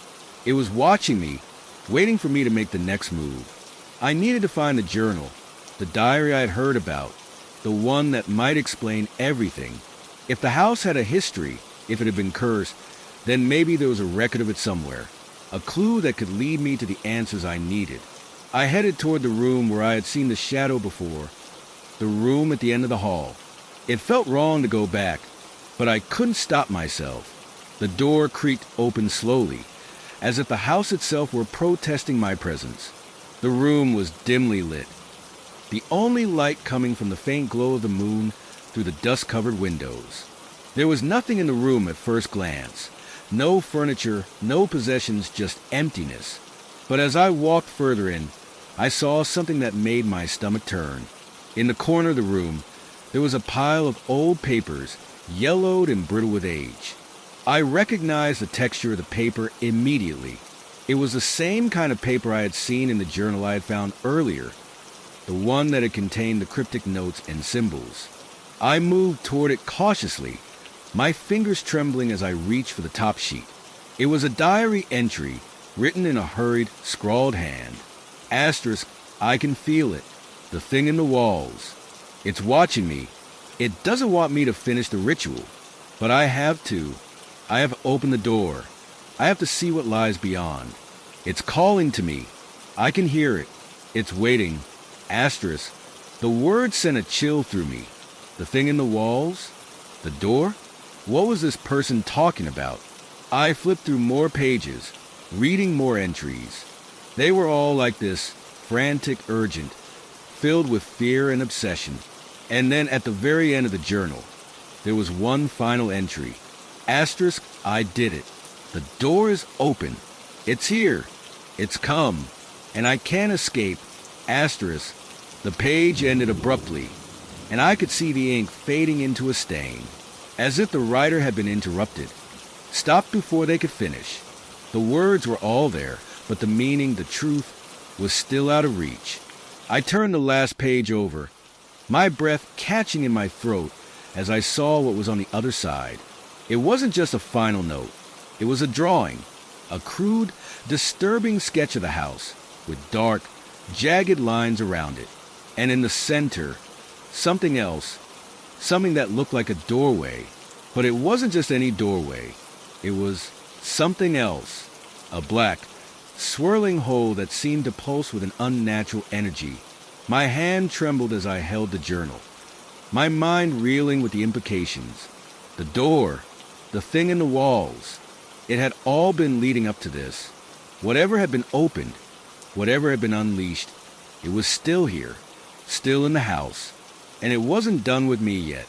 I backed away from the pile of papers, my heart pounding in my chest. I knew I had to leave, but I couldn't make myself move. I was frozen in place, caught in the grip of whatever force was still lingering in this house. Suddenly, the tapping began again, slow at first, then quickening, echoing in the hallway. The footsteps were coming closer, getting louder. I turned toward the door. It was time to leave, but before I could reach it, I felt something cold. So cold it burned, brush against the back of my neck. I didn't turn around. I couldn't. I ran. The sound of my own breath, ragged and desperate, was drowned out by the thundering footsteps behind me. Each step felt like it reverberated through the floorboards, shaking the very foundation of the house. I didn't dare look back, but I could feel it, whatever it was, closing in, like a shadow stalking me in the dark. The door was so close. I could see it now, just ahead, the only thing standing between me and the outside world. The cold air beyond it promised safety, freedom from the nightmare I had fallen into. But as I reached for the handle, something heavy slammed into the back of my legs, sending me crashing to the ground. I screamed. There was nothing there. No figure. No monster. Just the floor, splintered and worn with age. But I could feel the pressure on my legs, the weight of something unseen holding me in place. My skin crawled, and the hairs on the back of my neck stood on end as I realized I wasn't alone anymore. The footsteps continued to echo in the hallway, but they had changed. They were no longer the heavy, slow thumps I had grown used to. Now, they were rapid, erratic, like someone was rushing toward me, intent on catching me, on trapping me. I struggled to stand, my arms shaking, my knees weak. The room was growing colder by the second.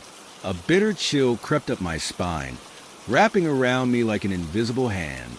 The air felt thick, suffocating, pressing against my chest. I gasped for air, my lungs burning, but the atmosphere was so heavy, it felt like I was drowning. I finally managed to push myself upright, using the doorframe for support. But before I could reach for the handle again, I heard something that froze me to my core. A voice.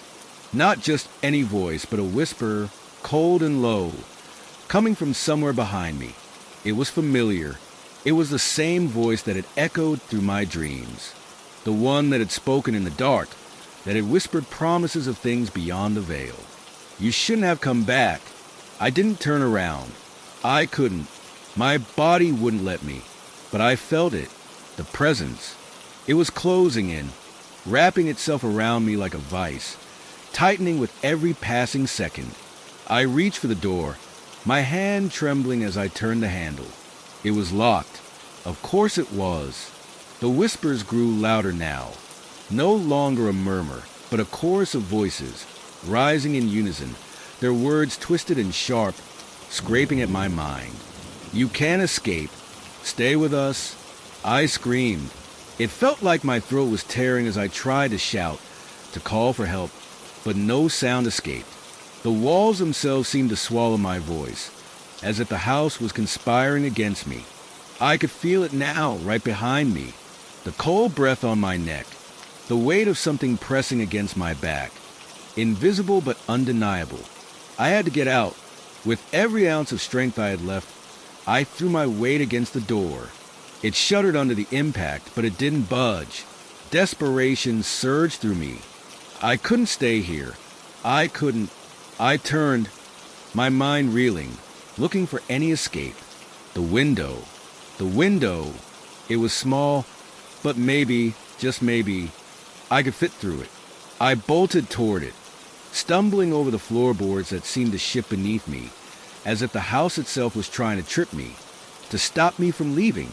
The room was spinning, my vision blurring, but I pushed forward, crawling toward the window. And then I saw it, a shadow, a dark figure standing just outside the window, watching me. Its face was obscured, but I could feel its eyes on me, its gaze cold and empty. It was like staring into the void, into something that had no place in this world. I stopped in my tracks. My heart skipped a beat. The figure didn't move. It didn't blink. It just stood there, staring. I backed away, my breathing shallow, panic rising in my chest. The figure didn't follow me. It just stayed in place, as if it were waiting for something, waiting for me to make my next move. The whispers reached a fever pitch now, filling the room, rattling my bones, drowning out everything else. They were all around me, inside me, pulling me toward them, pulling me toward the darkness that waited just beyond the walls. I turned back toward the door. It was still locked, still holding me captive. I couldn't escape, not anymore. And then, as if it had all been a cruel trick, the door burst open. I stumbled backward, falling onto the cold, hard floor, my hands scraping against the floorboards as I tried to catch myself. There was no one there, no presence behind the door, just the empty, oppressive silence of the house. But I knew better than to trust it. I knew it was still there, still watching, waiting for me to make the wrong move. I had to leave. I had to get out, no matter what. I scrambled to my feet, my legs trembling beneath me. I didn't care about the window anymore. I didn't care about the figure. I just needed to get out, away from this place, away from whatever was still lingering in the shadows. I rushed down the hall, my footsteps a frantic blur as I raced for the front door.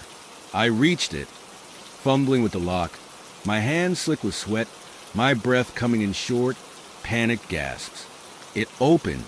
I didn't look back. I couldn't. I just ran. I didn't stop until I was outside. The night air cold against my skin, the stars above me, silent and uncaring. But as I stood there, breathing heavily, I realized something that made my blood run cold. I could still hear it. The tapping, the footsteps. They were behind me, following me, getting closer with every passing second. I glanced over my shoulder, and there, in the distance, standing at the doorway, was a figure, watching, waiting, for someone else. And that was when I understood. I wasn't the first. I wouldn't be the last. The house wasn't done with me yet. It was waiting for the next person to move in, and they wouldn't be able to leave either. Story 3. Moving into a new place is always a mix of excitement and dread. You feel the weight of fresh beginnings and the pressure to make things work. For me, it was a fresh start after a divorce I didn't quite know how to handle. My old apartment was too full of memories, and I needed to get away. That's how I ended up here. An old, creaky house in a quiet neighborhood that seemed perfect for someone like me, looking to disappear into the background. It wasn't the nicest place, but it had character. The wooden floors creaked with every step, and the windows rattled whenever the wind blew too hard. It felt lived in, but not in a comforting way. More like it had been waiting for me. I could already tell the house had a history, even if I wasn't sure what kind of history it was. The first few days were mostly about getting my things unpacked, arranging furniture, and setting up the basics of daily life. The house seemed to settle in around me, as if it were a living thing. At night, I'd hear the odd sound, a floorboard groaning under the weight of footsteps, the sound of something brushing against the walls. I figured it was just a house. It was old, after all. Houses like this tend to make noises, right? My next-door neighbor, Mrs. Jennings, was the first to mention anything about the house's past. She was a frail woman, probably in her late 70s, who always seemed to know a little too much about everything. I ran into her while taking out the trash one afternoon. She seemed pleasant enough, but there was a strange glint in her eyes when she spoke about the house. "Not many people last long here," she said with a tight smile, glancing up at the house behind me as if it had been eavesdropping. "You know, before you moved in, there were some strange things happening. The last tenant, well, he left in quite a hurry. One night, he came running out of that front door, babbling about curses, hearing footsteps when no one was around. Poor man, he never came back to get his things." I laughed it off, thinking she was just telling me some old gossip to make me feel uneasy. I didn't really believe in curses or haunted houses. I was just here to get my life together. But the more I thought about her words, the more they clung to me. Something about them felt different, almost too casual for someone who was simply sharing a story. It wasn't long before I started to notice things that didn't quite add up. At night, after I'd settled in bed, I'd hear footsteps. At first, they seemed distant, like someone walking upstairs, but I didn't have an upstairs. The sound was always faint but distinct, like someone pacing slowly across the floor, just out of my reach. I convinced myself it was the house settling again, the kind of noise that an old building makes when it's been standing for years. But then, there were cold spots. Sometimes, when I would be sitting on the couch, my breath would catch in the air, as if someone had opened a window in the middle of winter. The air would turn sharply cold, and I'd get goosebumps on my arms. I'd searched the house for drafts but never found anything. No open windows, no cracks in the walls. It didn't make sense, but I shrugged it off, telling myself it was just my nerves acting up after the divorce. The odd smells started around the same time. At first, they were subtle, like something old and musty, hidden away in the walls. Then one morning, I woke up to a thick, sour odor filling the house. It wasn't something I could pinpoint, but it was enough to make my stomach churn. I scoured the place, trying to find the source. Nothing. It was as if the house itself was exhaling a breath that didn't belong to it. The nights were the worst. There were moments, just before sleep, when I would hear whispers. Not words, but the faint rustle of breath, like someone was standing near my bed, just out of sight. Every time I'd open my eyes, I'd see nothing but the empty, dimly lit room. My heart would race, and I'd lay still, too terrified to move, listening for anything at all. But there was nothing, just the silence and the quiet hum of the house. After about a week, I decided to do a little digging. I needed to know more about the house. Mrs. Jennings had planted the seed of doubt in my mind, and it was growing fast. There had to be some explanation for the strange things happening. The local library had a small section dedicated to the history of the town, and I started there. It didn't take long to find something that caught my attention. The house had been built in the late 1800s, and its original owner, a man named Thomas Winters, had a reputation for being peculiar. He was a reclusive man who had spent much of his life studying the occult, dabbling in rituals and ancient texts. Neighbors had reported strange lights in the windows, and rumors circulated about strange noises coming from the house at night. But what stood out the most was the discovery of a diary, Thomas Winters' personal journal. It was said to be filled with strange sketches and cryptic writings, many of which were focused on summoning rituals and opening doors to other worlds. The diary had never been found, at least not until now. According to the librarian, it had been passed down through generations of Winters' family, each one trying to rid themselves of the curse their ancestor had left behind. I didn't want to believe it. It all sounded like folklore, like the kind of thing you hear around a campfire. But the more I read, the more I began to realize that maybe there was something to it. A part of me wondered if I should just leave the house and forget everything I'd learned, but I couldn't. Something kept pulling me back. The sounds continued, growing louder each night. And when I went to bed, I started feeling watched. Like something was standing at the edge of my bed, just out of sight, waiting for me to fall asleep. I couldn't explain it, but it was getting harder to ignore. And no matter what I did, whether I stayed up late or tried to sleep with the lights on, it didn't help.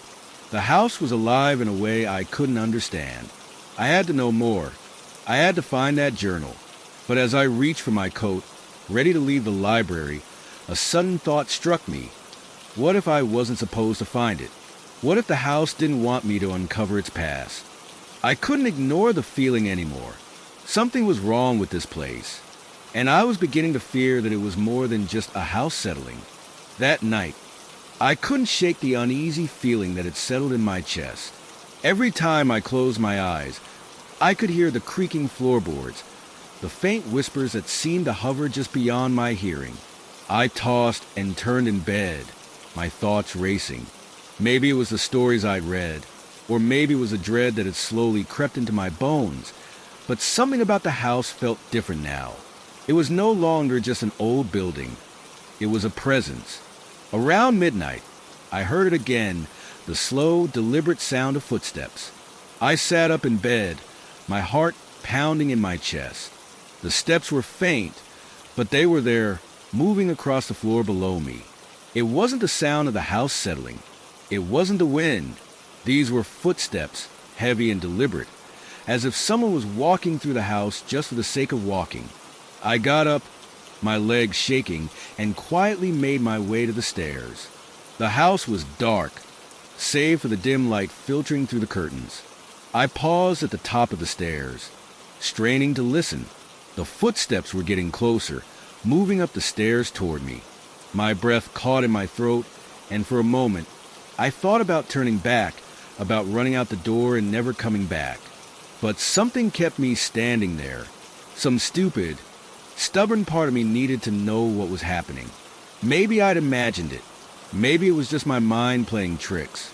I crept down the stairs, my hand on the banister. The floorboards groaned under my weight, each step louder than the last. As I reached the bottom, the sound stopped. The silence was deafening. My heart hammered in my chest. I told myself it was nothing, that it was just the house, settling as it always did. But then I saw it. In the dim light, I caught a glimpse of something moving in the shadows. I froze. A figure, tall and hunched, was standing in the hallway just beyond the kitchen. I could barely make out the shape, but it was unmistakable, a person, or at least the outline of one. "Hello," I called out, my voice barely above a whisper. "Is someone there?" The figure didn't move. It didn't respond. I took a step forward, my heart in my throat, but before I could get any closer, the figure vanished. 1 second it was there, and the next it was gone. No sound, no movement, just a sudden absence that left the air thick with tension. I stood frozen for what felt like an eternity, but when I finally gathered the courage to move again, I didn't find anything. No sign of the figure, no trace of whatever I had just seen. It was as if it had never been there at all. I couldn't explain it. My mind raced to make sense of what I'd just witnessed. Had I imagined it? Was I hallucinating from stress? But deep down I knew better. The house was playing tricks on me. It was drawing me in, pulling me deeper into its mystery. I made my way back upstairs, my mind whirling. I needed to get some sleep, but the unease clung to me like a second skin. I lay back down, staring at the ceiling, trying to calm my breathing, but sleep never came. Every little sound made me jump. Every creak of the floorboards, every distant whisper seemed amplified in the silence of the house. The next morning, I decided I had to do something. I couldn't just ignore what was happening any longer. I needed answers. I returned to the library and spent hours sifting through old records and town archives. It wasn't until I found a hidden drawer in one of the back shelves that I discovered something truly unsettling. A collection of old photographs, yellowed and worn, each one depicting the house in different stages of its existence. But what caught my attention was the last photo, taken sometime in the early 1900s. In the picture, the house stood tall and imposing, but in the window, there was a figure, a man, hunched over and obscured by shadows. The same figure I had seen the night before. My stomach turned. How could this be? How could there be a photograph of the exact thing I had seen in the house? I flipped through the rest of the records, desperate to find more information, but all I came across was the same name, Thomas Winters. It was then that I realized just how deep this went. Thomas Winters hadn't just been obsessed with the occult. He had lived in the house for decades, conducting rituals and experiments, trying to open a door to another world.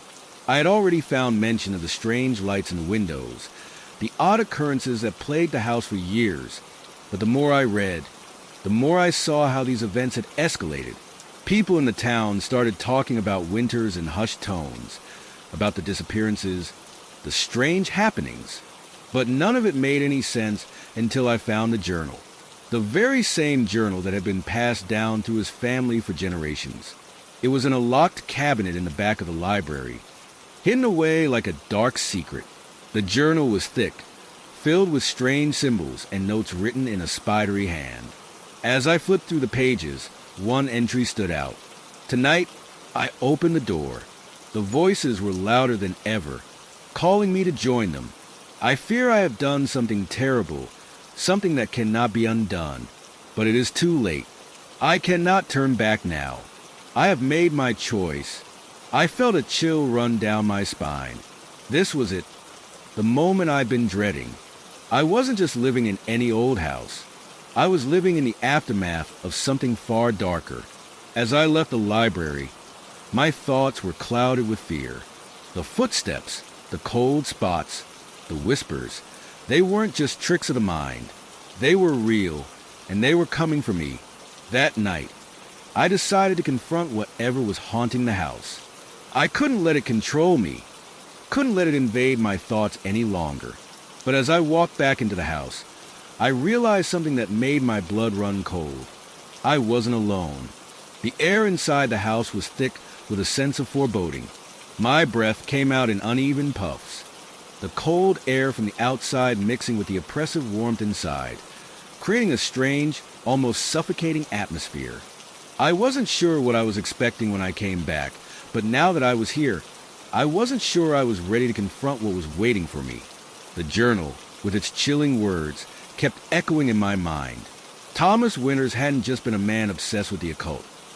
He had opened something terrible, and it had stayed. All these years, it had been waiting for someone like me to move in and awaken whatever had been slumbering. But I wasn't sure if I was prepared to face whatever that was. I walked cautiously through the house, each step bringing me closer to the unknown. The walls seemed to press in on me, the old timbers groaning with every breath of wind outside. I paused at the foot of the stairs, straining to hear anything out of the ordinary, but there was nothing, only silence. That was the scariest part.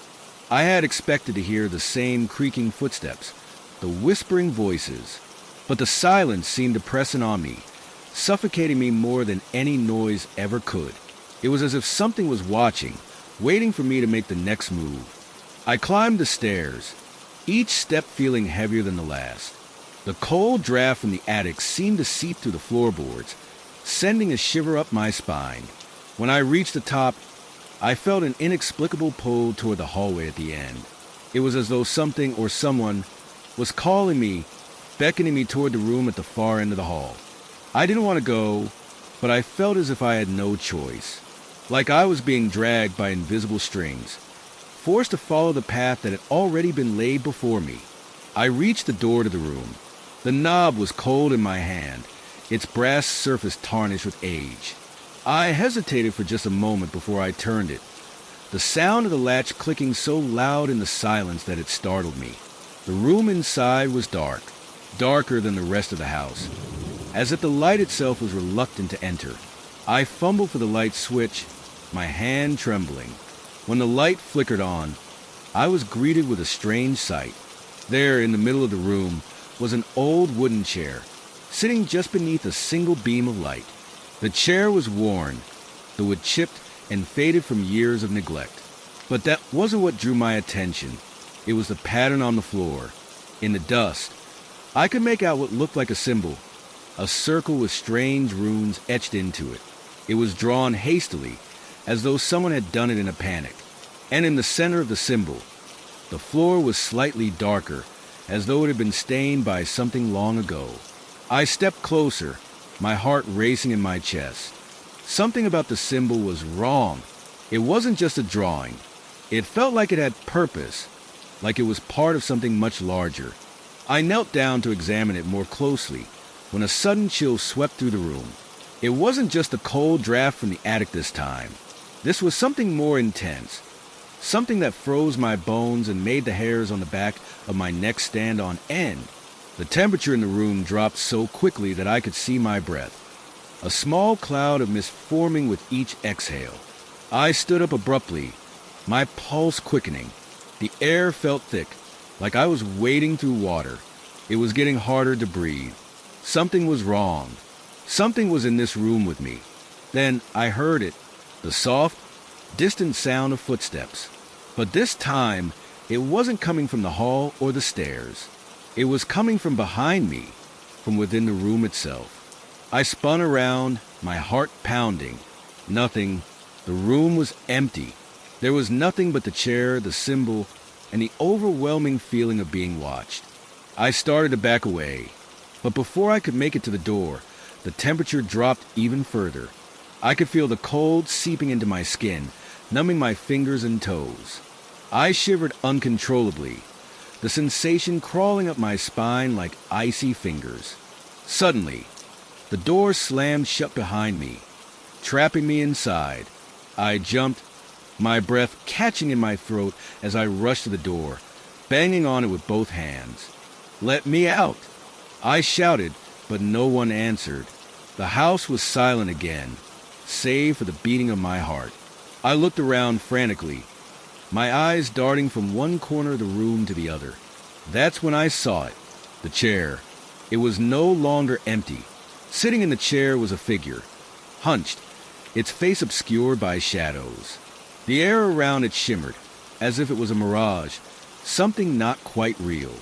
My mouth went dry as I tried to move, but my legs wouldn't cooperate. I was rooted to the spot, unable to tear my gaze away from the figure. Who are you?" My voice was barely a whisper. The figure didn't respond. It just sat there unmoving, as if it had always been there, waiting for me. I felt a sudden pressure on my chest, as if something was pressing down on me from all sides. The room seemed to close in, the walls stretching and bending in on themselves. The figure in the chair shifted slightly, and for a brief moment, I thought I saw its eyes, dark, hollow, and endless. In that moment, I knew. I had opened the door. I had let it in. The figure began to rise from the chair, its movements slow and deliberate, as though it was savoring my fear. I couldn't breathe. I couldn't think. All I could do was run. With every ounce of strength I had, I lunged for the door, slamming my shoulder into it. The wood creaked, the door rattling in its frame, but it wouldn't open. I screamed in frustration, panic rising in my throat, when the door suddenly flew open. I didn't look back. I didn't care to see what was following me. I ran, stumbling through the dark halls, not knowing where I was going, just needing to get away. I didn't stop until I was outside, the cool night air filling my lungs. I stood there, gasping for breath, my legs shaking beneath me. But as I looked up at the house, I couldn't help but feel the cold, haunting presence still looming over me. I had to leave. There was no other choice. But even as I turned to walk away, I heard it. The faintest sound, barely audible, but unmistakable. Footsteps, and they were coming toward me. I ran without thinking, my feet pounding the ground, my breath coming in ragged gasps. The sound of footsteps, heavy, deliberate, was growing closer. Whoever, or whatever, was following me didn't care how fast I ran. It was relentless, like a shadow that refused to leave. I didn't dare look back. I couldn't. Every instinct screamed at me to keep moving, to get as far away from that house as possible. But no matter how fast I moved, the sound of those footsteps seemed to follow. I stumbled through the dark, the only light coming from the faint glow of the streetlights, the world around me twisting in a blur of panic. I reached the end of the block and stopped, my body trembling with exhaustion and fear. I looked around, trying to steady my breath. There was no one behind me. The street was eerily empty, save for the soft rustling of the wind in the trees. But the unease in the pit of my stomach didn't go away. It wasn't the kind of fear that fades after a sprint. This was something deeper, a cold, creeping dread that settled in my bones. I glanced back at the house. It stood in the distance, its windows dark, the silhouette of its roof barely visible against the night sky. For a moment, I thought I saw a light flicker in one of the upstairs windows. But that was impossible. I had just left the house. I had seen it dark, locked up. There was no way anyone was inside. I shook my head, trying to clear the fog in my mind. My hands were still shaking, my heart pounding. I needed to get out of here. I needed to get away from that house. But something was pulling me back. I don't know why, but it was like the house was calling me. It had been there for years, untouched, waiting for someone like me to move in. I had ignored all the signs at first. The creaking floors, the strange smells, the whispers at night. But now, after everything I had seen, I knew I couldn't just walk away. I had to know what was in that house. With shaky steps, I made my way back down the street, turning onto the path that led back toward the house. The air felt colder now, heavier, as though the night itself was pressing in on me. I felt the weight of it, like the world was holding its breath, waiting for something to happen. I tried to tell myself I was being foolish, that I was just letting my fear get the best of me. But deep down, I knew there was something more. As I reached the house, I hesitated. The front door was still locked, but the windows were dark, and the house loomed in front of me like a giant, silent predator. I stood there for a long moment, unsure if I had the strength to face whatever waited inside. But then I remembered the journal, the one I had found in the attic. I had to know more. I approached the door, my heart beating louder in my chest with each step. My hand hovered over the doorknob, the cold metal biting into my skin. I twisted it slowly, the sound of the lock turning echoing in the stillness. The door creaked open as if it hadn't been disturbed in years. Inside, the house was just as I had left it, quiet, empty, and cold. I stepped inside, my shoes squeaking on the old wooden floors. The air smelled stale, like dust and age, and there was a faint, unplaceable scent in the air. Something sour, something rotten. But I didn't stop. I couldn't stop. I made my way through the darkened hallways, each room more oppressive than the last. The house felt different now, heavier, like the walls were closing in around me. I could feel the presence again, that same feeling of being watched. It was as if the house itself had eyes, and it was waiting for me to make the next move. I took the stairs carefully, one step at a time, the wood groaning beneath my weight. The light from my phone was the only thing illuminating the path ahead, casting long, unsettling shadows that seemed to stretch and twist in the corners of my vision. I reached the top of the stairs, my breath shallow and quick, and turned toward the room at the end of the hall, the room where it had all started. The door was ajar now. I hadn't left it like that. I hadn't even touched it after the terrifying encounter with the figure in the chair. But there it was, wide open, as though inviting me in. I stood there for a long moment, my heart hammering in my chest. Every fiber of my being screamed at me to turn around, to leave, to forget all of this. But I couldn't. The house had taken hold of me, and I wasn't sure if I could escape its grip. I stepped into the room, my footfall muffled by the thick carpet. The temperature in the room dropped as soon as I crossed the threshold, the air turning cold and damp. I could see my breath now, a thin mist hanging in the air. The chair was still in the center of the room, but this time it was facing the door as if it had been waiting for me to return. I moved toward it, my eyes scanning the room, searching for any sign of movement. There was nothing, only silence. But then, the silence was broken by a sound, faint but unmistakable. The sound of footsteps, soft, slow, deliberate. I turned sharply, my eyes searching every corner of the room. But again, there was nothing, just the same empty space. I felt a cold hand on my shoulder. I froze, unable to move, unable to breathe. The hand was ice cold, but it didn't feel like a physical touch. It was like it had seeped into my very being, creeping under my skin and settling in my bones. I couldn't even scream. I couldn't even gasp for air. The fear was paralyzing, suffocating. And then, in the faintest whisper, I heard it. Leave. The voice was barely audible, a low hiss in the air, but it was clear as day. I spun around, but again, there was nothing there. No one. Just a chair, still empty, still waiting. I backed away slowly, my legs shaking beneath me, my heart threatening to burst from my chest. But the feeling of being watched, the feeling of something lurking just behind me, was stronger than ever. I turned and ran. I didn't stop running. I couldn't. The panic surged within me, propelling my feet faster than I thought possible. The hallways of the house stretched out before me like an endless maze, twisting and turning in impossible ways. I could hear the footsteps behind me, getting closer, the heavy thuds reverberating through the floorboards. They were real this time. Whatever was in this house wasn't a figment of my imagination anymore. I reached the stairs and nearly tripped, my hands gripping the railing as I pulled myself up. I could feel the air growing colder as I ascended, the temperature plummeting with each step I took.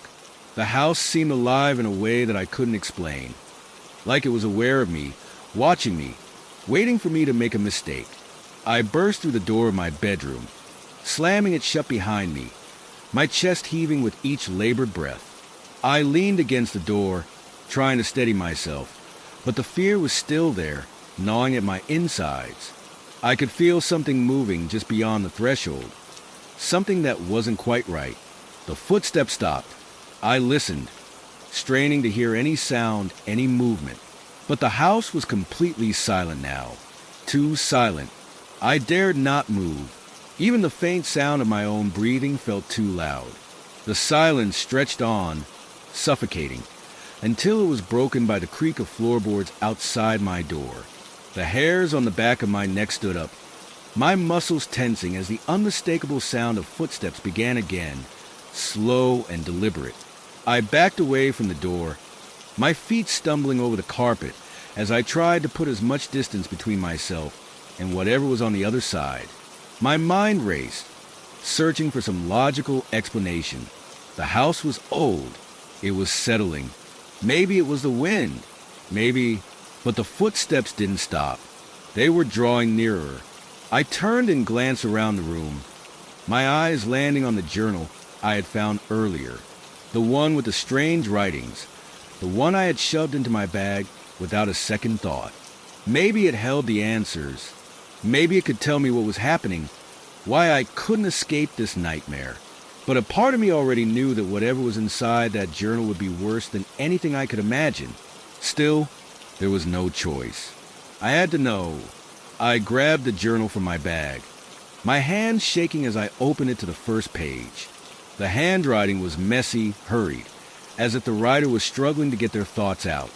The pages were yellowed and brittle, each word a mark of desperation.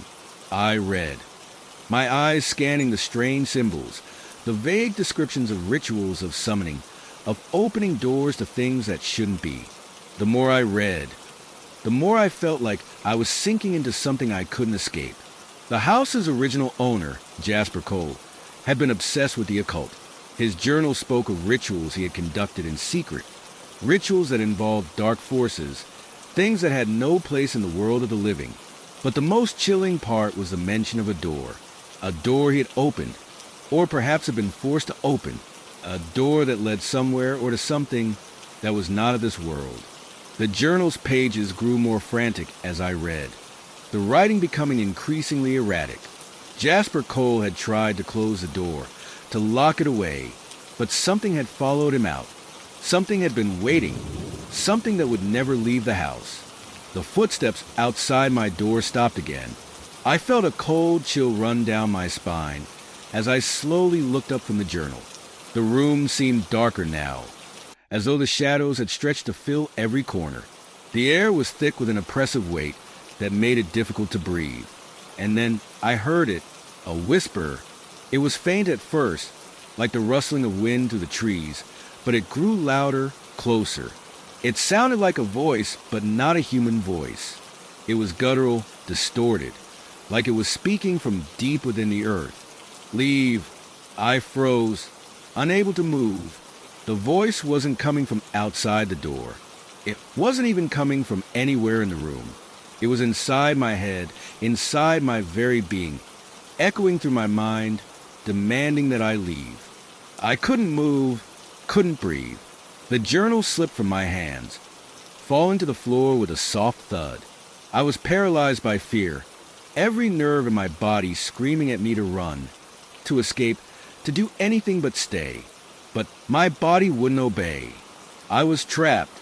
And then, just as suddenly as it had started, the voice stopped. The house was silent once again. But the silence was worse than the footsteps, worse than the whispers. It was suffocating. I took a shaky step back, my heart pounding in my chest. I needed to get out. I had to leave. But I couldn't. There was nowhere to go. The house had already gotten to me. It had gotten inside my head, and now it wouldn't let me go. I heard the creak of the floorboards again. This time, it wasn't just footsteps. It was something else, something heavier, dragging, like something was dragging itself toward me. I turned and ran, my feet moving before I even thought about it. I didn't care where I was going. I just needed to get away from the noise, from the whispers, from whatever was stalking me in this damn house. I didn't stop. I didn't look back. I couldn't. But as I reached the bottom of the stairs, I heard a sound that froze me in place. The front door opened. I didn't want to turn around. The sound of the front door creaking open was enough to send a fresh wave of panic through me. I knew it wasn't the wind. The door didn't just open by itself. It had to be something or someone that was waiting. I stood at the bottom of the stairs, my heart hammering in my chest as a cold, unnatural draft swept through the house. The air felt wrong, sharp, like it was cutting through me. My breath became visible in front of my face, though it wasn't cold enough outside for it to freeze in the air. The house was breathing, like it was alive, and it was holding its breath, waiting for me to make a move. The footsteps from upstairs had stopped, but I could feel them now. Closer, heavier, more deliberate. They were coming down the stairs, the same slow, methodical steps that had followed me since the night I'd moved in. Leave, the voice had whispered earlier. It wasn't a warning. It was an order. And now, I was trapped, caught between the house and whatever was inside it. I couldn't leave, not without risking something far worse. I took a deep breath, trying to steady myself, but my body refused to listen. Every instinct screamed at me to run, to flee and never look back. But where would I go? The town was small, and this house was the only place I could afford. The world outside felt just as suffocating as the darkness in here. The door was still open. I could see the edge of the porch from where I stood, and beyond that, the streets were empty. I could escape, leave everything behind, and never look back. But something told me that running wouldn't solve anything. Whatever was in this house wasn't bound by walls. It wasn't confined to the space around me. I could feel its presence, pressing against me, suffocating me, even as I stood there, frozen in place. The air grew colder still. The shadows seemed to lengthen, to stretch across the walls like dark fingers creeping closer. I could see the outline of something moving in the darkness, something tall and thin, its form barely visible, but there nonetheless.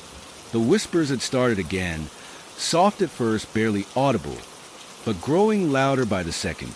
Leave, leave, leave. The words were becoming a chant that was eating away at my sanity. I clutched the railing, desperate to hold myself steady as the weight of the air pressed down on me.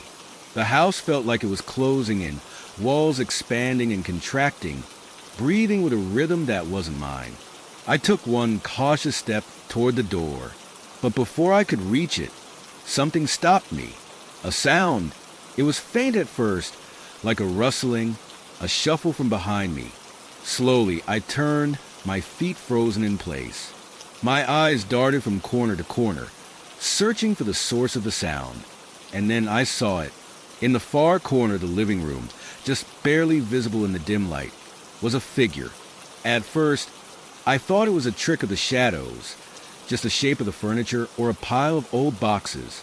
But as my eyes adjusted, I could see it more clearly. A person, a man, tall and thin, his body hunched over like he was trying to fit into the corner. He was staring directly at me. I couldn't see his face, but I could feel his eyes, cold, empty, hollow. My pulse raced in my ears as I tried to move, to run, but my legs wouldn't obey. I was rooted to the spot, unable to look away, as if some invisible force had me trapped in place. The figure didn't move. It didn't speak. It just stood there, its presence filling the room, suffocating it, making the air heavier.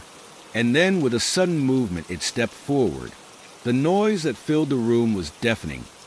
A rush of sound like a wave crashing down on me, drowning out everything else. My heart slammed against my ribs as I stumbled backward, nearly falling as the air grew impossibly thick. Leave. The voice was no longer a whisper. It was a growl, a low rumble that shook the very floor beneath my feet. I felt the chill creep up my spine as the figure moved closer, its form becoming more solid with each step it took. My throat tightened. I tried to scream, but no sound came out. My mind raced, trying to comprehend what was happening, but the reality of it was slipping away, replaced by something darker, something ancient. And then the door slammed shut. The figure froze. The room seemed to hold its breath again. The shadows shifted around me, and I could hear the creaking of floorboards from upstairs once more. I turned, my legs finally obeying as I bolted for the door. My hands fumbled with the knob, but it wouldn't budge. The door was locked, sealed tight from the inside. Panic clawed at me as I pulled harder, desperate to escape, to flee from whatever was in this house. But it wasn't the door that had me trapped. It was the house. The walls seemed to close in, narrowing around me, pressing me toward the center of the room. The ceiling groaned as if something heavy was moving above. I could feel the floor trembling beneath my feet. I was no longer in control. I turned again, my eyes wide with terror, as the figure approached, its movements smooth and unsettling. It was no longer just standing in the corner. It was coming for me. Leave! The voice hissed again, louder this time, right behind me, sending a shiver through my spine. With a final, desperate push, I wrenched open the door. I didn't wait to look back. I ran into the night, my footsteps echoing down the street, but I didn't feel free. I could still hear the whispers in the distance, and as I glanced over my shoulder, the house stood there, dark and looming, like an ancient beast waiting for its next meal. The front door opened again. I couldn't sleep. Every time I closed my eyes, I saw the house, its dark windows like empty eyes, staring at me, waiting. I kept seeing that figure, its hollow gaze following me, its cold breath in the back of my mind. The whisper of leave had become an incessant chant, echoing through my thoughts, gnawing at the edges of my sanity. I had left the house in a hurry, but it wasn't really over. No matter where I went, I couldn't escape the feeling that it was still there, looming, watching. I hadn't even made it to a motel before I felt the compulsion to return. Something inside me, a mixture of curiosity, terror, and an overwhelming need to understand, drove me back to that cursed place. I hadn't told anyone what happened, What could I say? No one would believe me. It was easier to pretend that I had imagined it all, that the house was just an old, run-down thing, full of creaks and drafts. But deep down, I knew the truth. The house wasn't just old. It was something else. It was alive, in a way that defied explanation. I parked down the street, staying out of sight. The house loomed in front of me, its tall silhouette cutting into the night sky. The porch light flickered, casting shadows that seemed to stretch unnaturally across the yard. It looked empty, abandoned even, but I knew better now. The door was closed. The window shutters hung slightly askew, as they always had. Everything appeared as it had the night I ran, but the silence was unbearable. The weight of it pressed down on me as I walked up to the front steps, my shoes crunching on the gravel, each step echoing far too loud in the dead of night. I tried the door handle again, expecting it to be locked. It wasn't. The door creaked open with ease, as if it had been waiting for me. I stepped inside, the familiar musty smell hitting me instantly. The air was still cold, too cold for a house that had been empty for days. I couldn't help but glance over my shoulder. It felt as though something was watching me, waiting for the right moment to strike. The floorboards groaned under my feet as I walked through the darkened hallway. It was all too familiar, but there was a new sense of urgency in the air, a tension that made my heart race faster than it should. I paused, listening carefully, but there were no sounds. No footsteps, no whispers, just silence. But then I heard it, a soft, uneven breathing. It wasn't mine. My pulse quickened and I turned slowly, trying to locate the source of the sound. Nothing. The shadows in the corners of the room shifted, and I swore I saw movement. I strained my ears, but the breathing wasn't coming from anywhere specific. It seemed to be everywhere at once, pressing in on me from all sides. I had to find out what was happening. I had to understand what was haunting this place before it drove me mad. I made my way to the study room, the one that had been locked the last time I was here. The door was ajar now. The light from the hallway barely illuminated the room inside, but it was enough to see the old wooden desk, its surface covered in dust, and the bookshelves lining the walls, filled with old leather-bound volumes. My hand shook as I pushed the door open. The floor creaked under my weight as I stepped inside. I was drawn to the desk, to the old journal I had glimpsed before, buried beneath a pile of old papers. I didn't hesitate this time. I grabbed it and opened the first page, my eyes scanning the cramped handwriting that covered it. The journal was written by the original owner of the house, a man named Elias Blackwood. His name sent a chill down my spine. Something about it felt wrong, as if the letters themselves were alive, like they were pulsing on the page. As I read, a story began to unfold, a story that made my stomach turn. Elias Blackwood had been obsessed with the occult, with rituals that promised to unlock the secrets of the afterlife, to speak with spirits. His journal spoke of strange symbols carved into the walls, of chanting at midnight beneath the full moon, of doors that shouldn't have been opened, of things that should never have been let through. As I read deeper, the hairs on the back of my neck stood on end. Blackwood had believed that the house itself was a gateway, a conduit between worlds. He had performed rituals here, sacrifices to entities he thought he could control. But it was clear from his writing that things had gone horribly wrong. The spirits he sought to contact had not been the benign kind. They were something darker, something that had slipped through and made this house its home. His last entry was the most chilling. I have seen them. They are waiting for me. They want me to join them, to stay, but I can't. I must leave. If you find this, don't stay. Do not open the door. Leave while you still can. They are here. The final words were smeared as if someone or something had pushed the journal from his hands in the final moments of his life. I slammed the book shut, my hands trembling. The air grew thick, the temperature dropping rapidly. The breathing was back, louder now, almost in my ear. A cold gust of wind blew through the room, and I could smell the faint, metallic scent of blood. I backed away, but the room seemed to be closing in on me. The walls were pressing closer, the shadows reaching toward me. The whispers began again, rising into a low, guttural chant. Leave, leave, leave. I didn't wait to see what happened next. I ran, my legs barely keeping up with my frantic pace as I stumbled down the stairs, out of the study, and toward the front door. The house groaned around me, as if protesting my departure. I reached the door, and as I pulled it open, I heard something behind me, a voice, a soft, eerie voice, just loud enough for me to hear. Too late. I didn't look back. I ran into the night, the door slamming shut behind me. But the voice didn't leave me.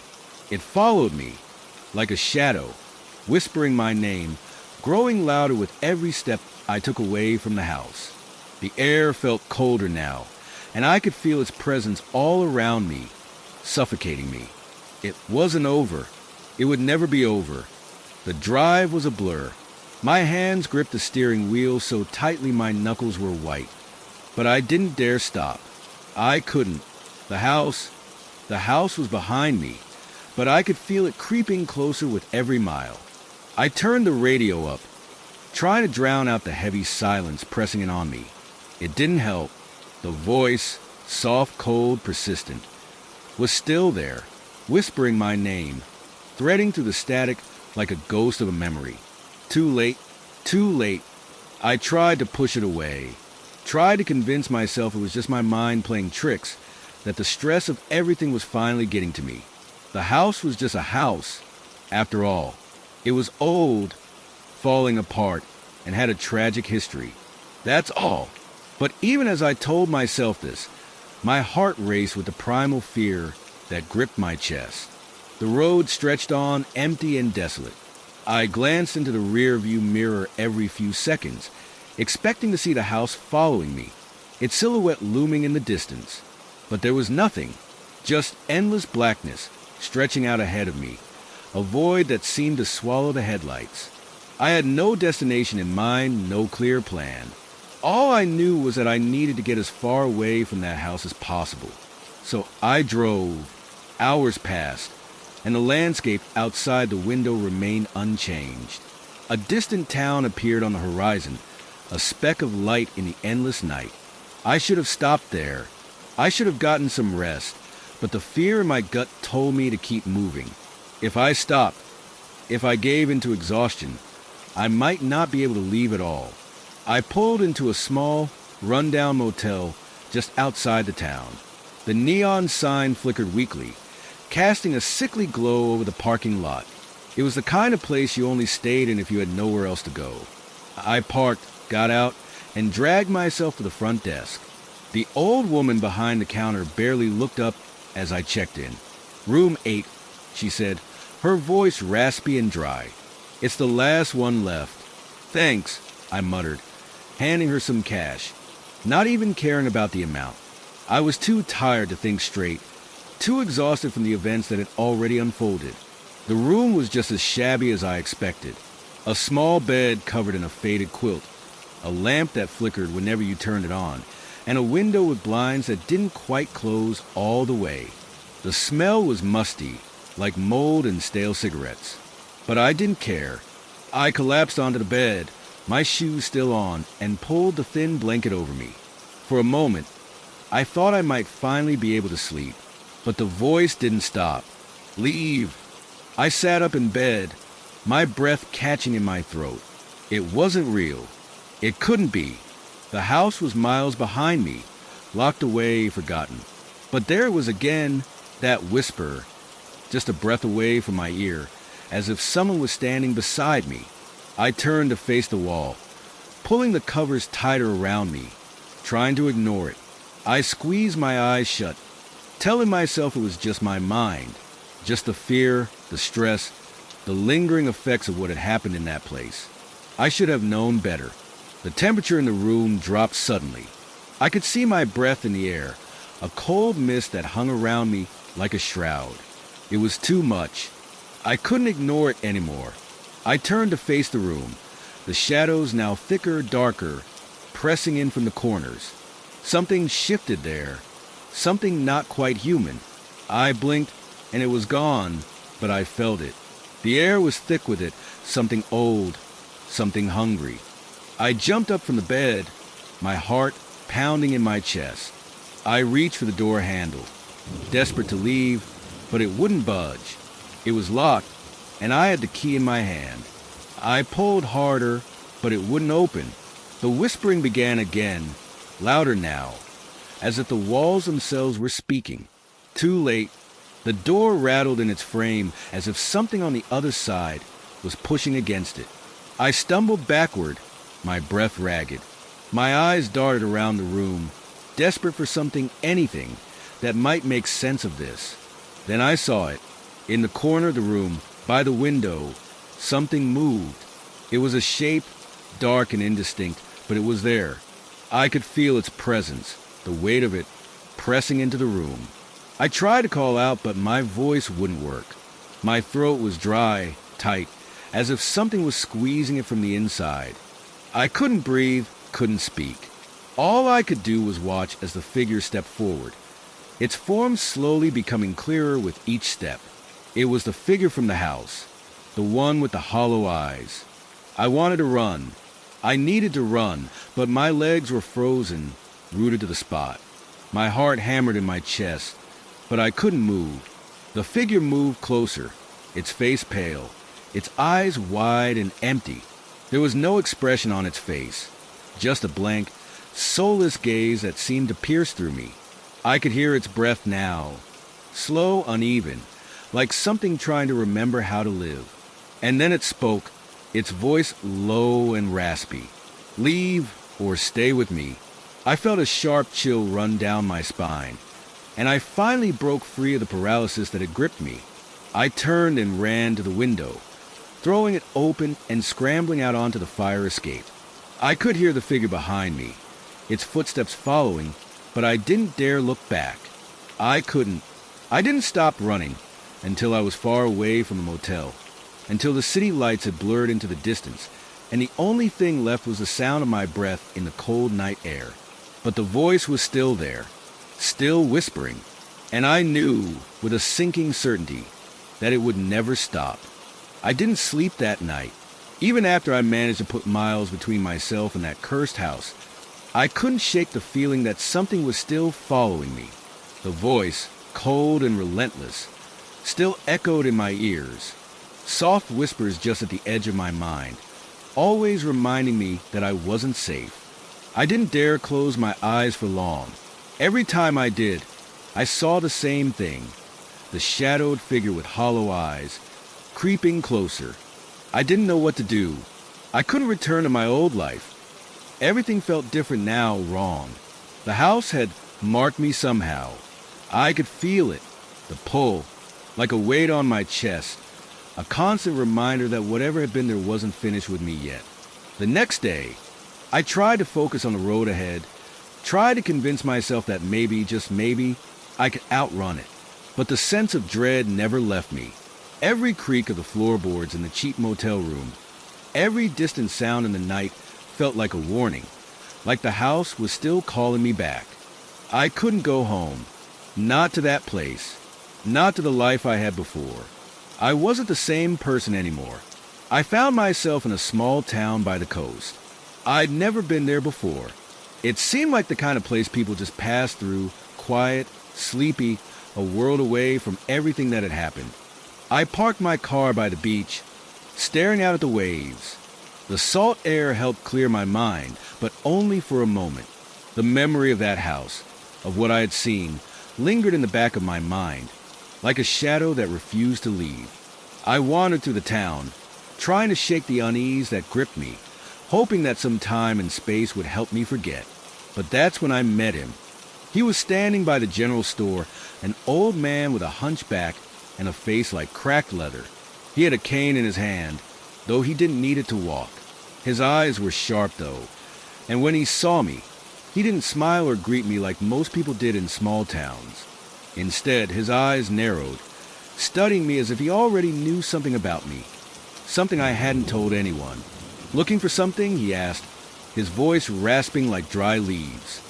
I didn't know why, but I found myself telling him. Maybe it was a look in his eyes, or maybe it was because I had no one else to talk to. I told him about the house, the strange occurrences, the feeling that something had followed me. I even told him about the figure, the one with the hollow eyes, the one that wouldn't leave me alone. The old man listened without interruption.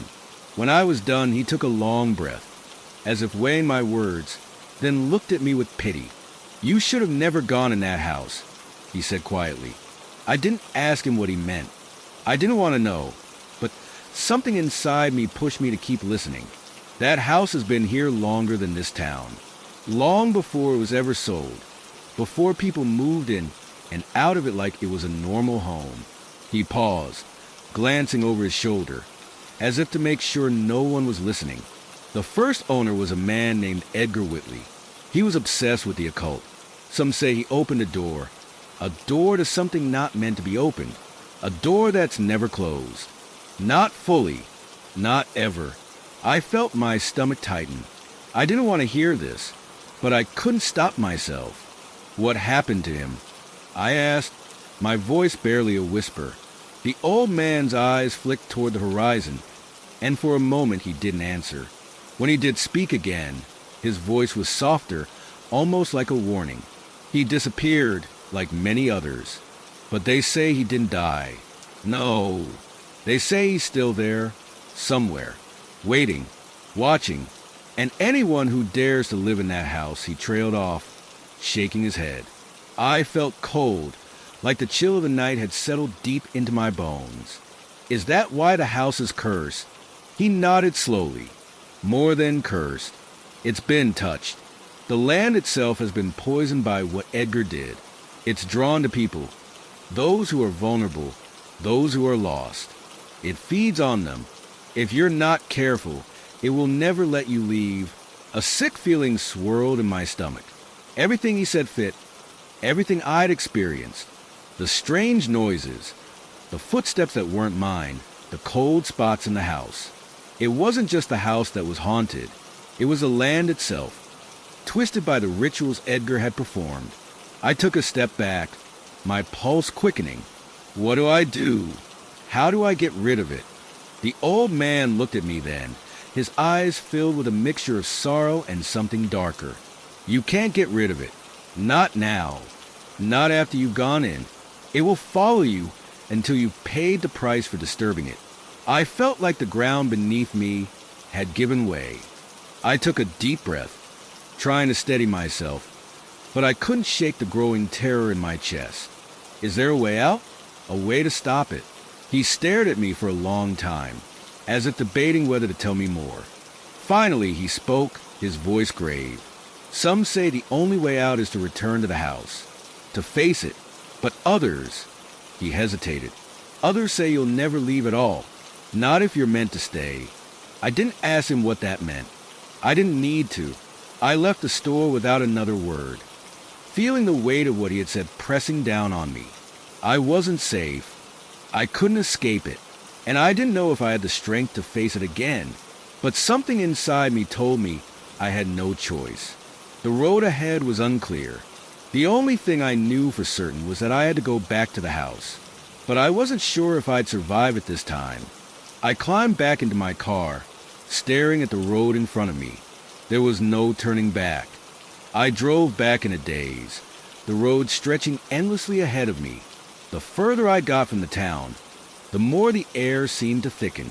My hands gripped the wheel so tight, my knuckles were white. But it wasn't fear that held me there. It was something else, a strange, undeniable pull, like the house itself was reaching out to me, urging me back. I had to return. I didn't know why, but I knew I couldn't outrun what was coming for me. The old man's words rang in my ears. If you're meant to stay, you'll never leave. Those words were like a curse themselves, hanging in the air, tightening around me with each passing mile. When I finally reached the house, the sun was setting, casting long, eerie shadows across the lawn. The house looked even more menacing in the fading light. The paint was peeling, and the windows stared back at me like eyes, Empty, vacant, watching. It was as if it had been waiting for me all this time, and now that I was here, it was hungry. I stood in front of the door for a long time, trying to gather the courage to step inside. The wind rustled the trees around me, the sound whispering like voices. There was no going back now. I pushed open the door, the hinges groaning in protest. It smelled the same as it had the first time, musty, like old wood in decay. The house had a heaviness to it, a weight that settled in the pit of my stomach. I stepped inside, the floorboards creaking beneath me, as if they too were welcoming me back. I had no plan. I didn't know what I was supposed to do here, but I couldn't leave. I couldn't leave without knowing what was truly happening, without facing whatever was haunting me. I made my way through the house, each room darker and colder than the last. The air felt damp and thick, like it was holding its breath. As I passed the hallway, I could feel it, the sensation that I wasn't alone. That thing was still here, waiting.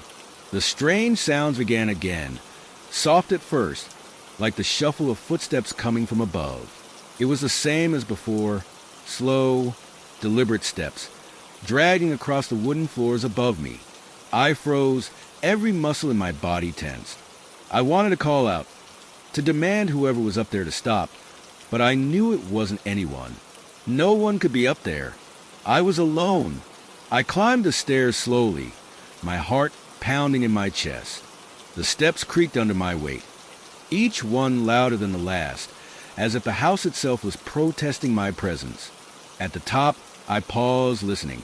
The footsteps had stopped, but the air felt colder, as if a draft had suddenly swept through the house. I reached the end of the hallway. The room at the far end of the hall was the one I'd been avoiding, the room that had always felt wrong. The door was slightly ajar, the darkness beyond it deep and inviting, like the mouth of a cave. I couldn't stop myself. I pushed the door open, stepping inside. The room was exactly as I remembered it. The wallpaper was peeling, the floor covered in dust. But something was different this time. A chill ran through the room, a coldness that seemed to seep into my bones. And then I saw it, the journal. It sat on the small desk by the window, just as it had in the vision I did earlier. The same journal I had seen in my nightmares. My fingers trembled as I reached for it, pulling it from the desk and opening it carefully. The pages were yellowed with age, the ink faded but still legible. I began to read. The journal belonged to Edgar Whitley. His words were erratic, almost frantic, as if he had been losing his mind in the process of writing them.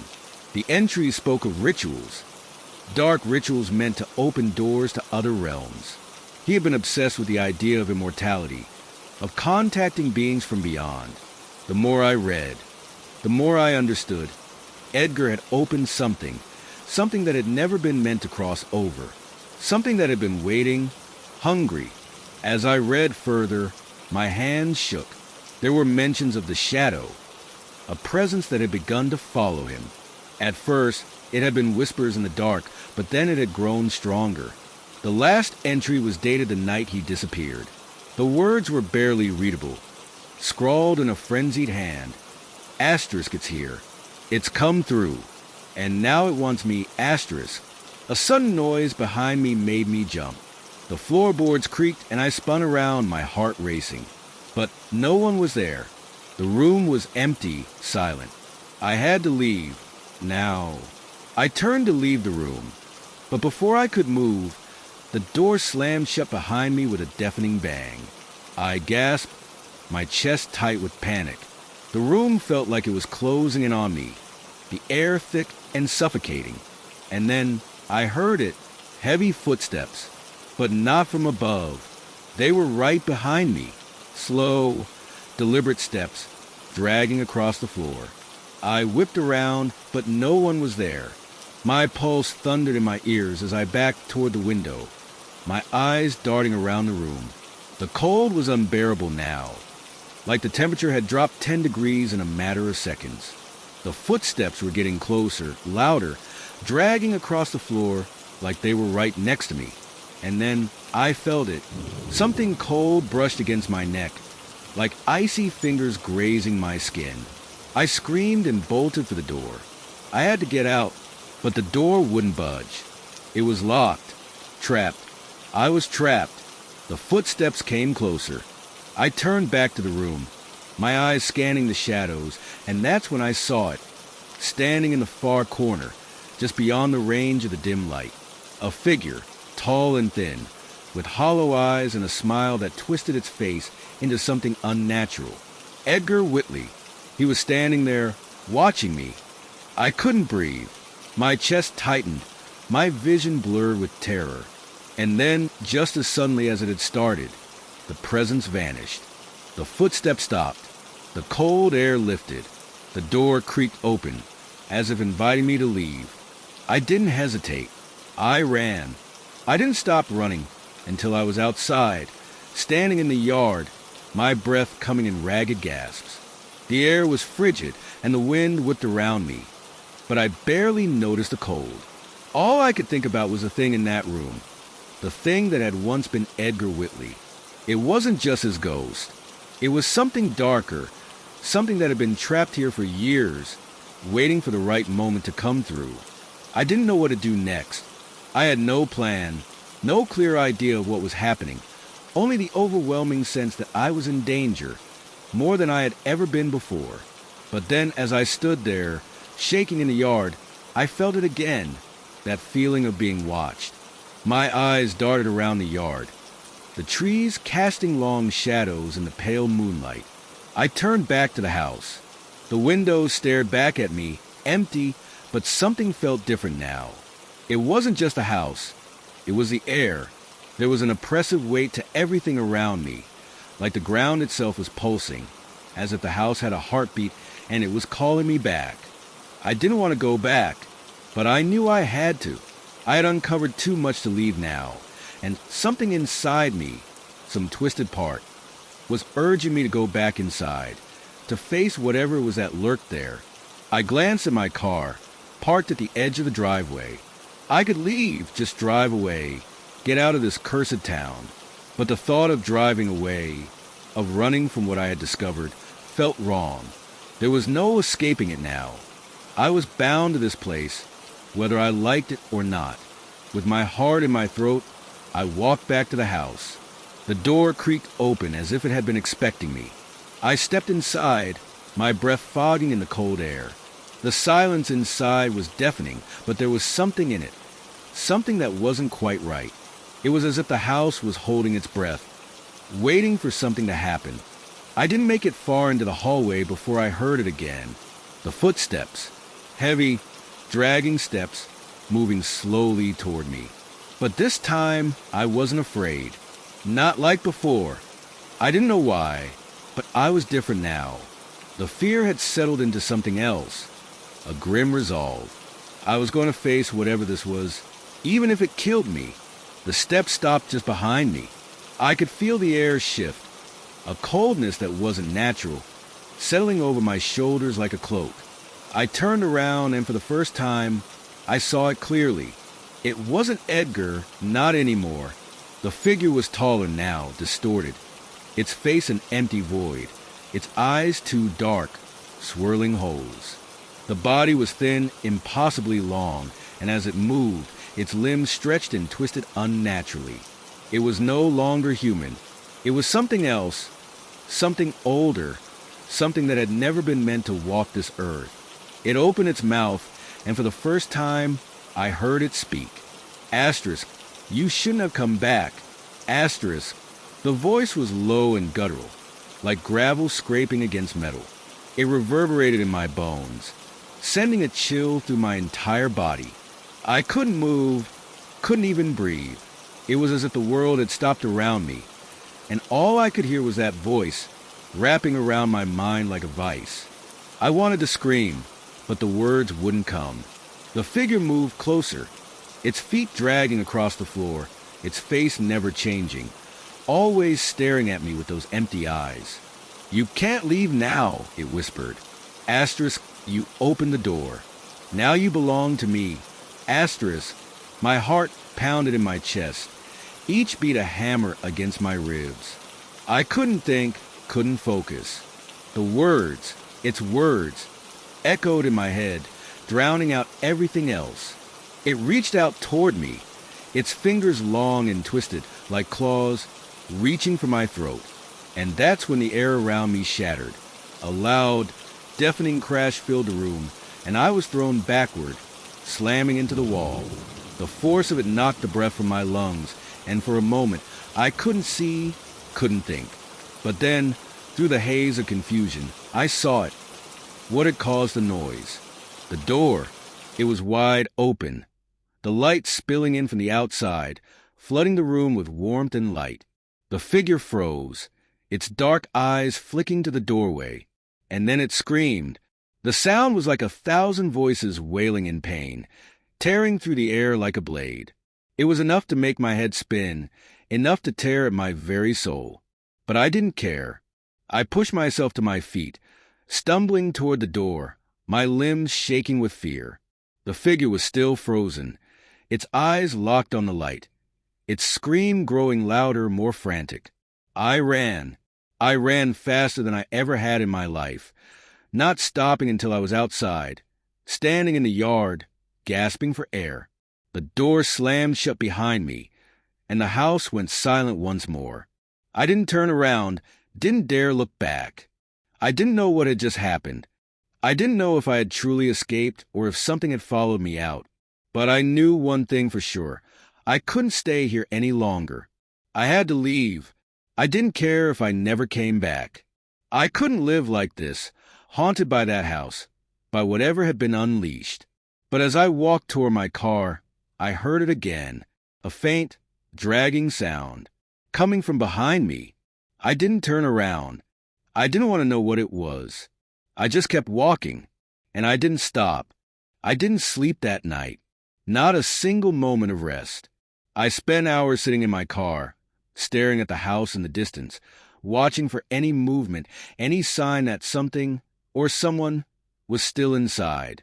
But the house remained still, a dark silhouette against the pale moonlight. The wind had picked up, rattling the trees, but everything else was quiet, too quiet. I thought about leaving, driving as far as I could, but I couldn't shake the feeling that if I left now, I would be running from something that would follow me forever. What had I awakened in that house? Was it just a lingering spirit, a curse, or something far worse? Something that had always been there, waiting for the right person to open the door? By dawn, the air had grown colder. The sky was a heavy gray, like it was holding its breath. I still couldn't bring myself to leave. There was something inside me, a strange pull, an unexplainable force, urging me to go back to that house. As though it was unfinished, like I hadn't fully confronted whatever it was that had haunted me. I knew, deep down, that I couldn't run from this anymore. It wasn't just the house. It was the curse, the rituals, the thing I had unwittingly disturbed. It wanted me, but I couldn't let it win. I took a deep breath, opened my car door, and started walking back toward the house. My footsteps felt heavier with each step, as if the earth itself was resisting my presence. When I reached the front door, I hesitated. For the first time, I wasn't sure if I was walking into a place I would leave again. I turned the knob, and the door creaked open with a low, agonizing sound. The interior was dark, the air stale and heavy, as if it had been holding its breath since I'd left. I stepped inside slowly, feeling the weight of everything that had happened pressing down on me. I made my way to the stairs, the creaky boards beneath my feet seeming to groan in warning. The house felt colder now, as if it had grown angrier in my absence. But still, I pressed forward. I knew the room I needed to find, the one where it had all started. The room where Edgar Whitley had performed his dark rituals. The room where the door had been opened. I walked down the hallway, toward the door at the end. But as I approached, I noticed something different. The door wasn't closed like I remembered. It was ajar, just barely, the faintest sliver of darkness peeking through. I couldn't explain why, but I felt a chill race up my spine. This wasn't right. I pushed the door open. Inside, it was exactly how I had left it. The ritual circle still drawn on the floor, the symbols faintly glowing in the dim light. But now, something else was there. It wasn't Edgar, but it was something that had once been him. Something that had taken his shape, his voice, and twisted it into something else entirely. The air around me grew cold, and I felt the floor beneath my feet shift. I looked down and saw something new, small symbols, like the ones on the floor, etched into the wood itself. It was as though the house was alive, feeding on whatever had been left behind, growing stronger with each passing moment. I didn't know what it wanted, but I could feel it. It was watching me, waiting for me to make a move, and then I heard it, that sound again. The dragging footsteps, slow and deliberate, coming closer. But this time, it wasn't just a sound. It was a presence, a cold, malevolent force that surrounded me, like something was creeping just beyond my vision, waiting to strike. I backed away, but my legs felt weak, my head dizzy. It was closing in, the air thickening with each breath I took. The shadows in the corners of the room seemed to shift, stretching toward me, pulling at the edges of my sanity. I couldn't take it anymore. I had to get out. I turned to leave, but the door slammed shut with a deafening bang, trapping me inside. I spun around, panic rising in my chest. The figure, it was standing there in the doorway, staring at me with those hollow eyes. It was no longer Edgar.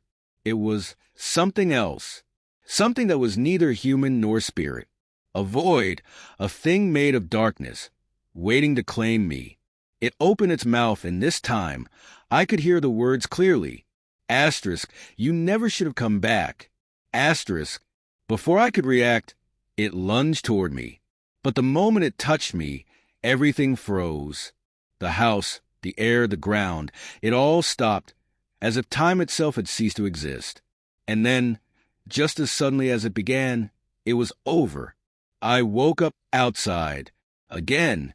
But this time, I wasn't sure how I had gotten there.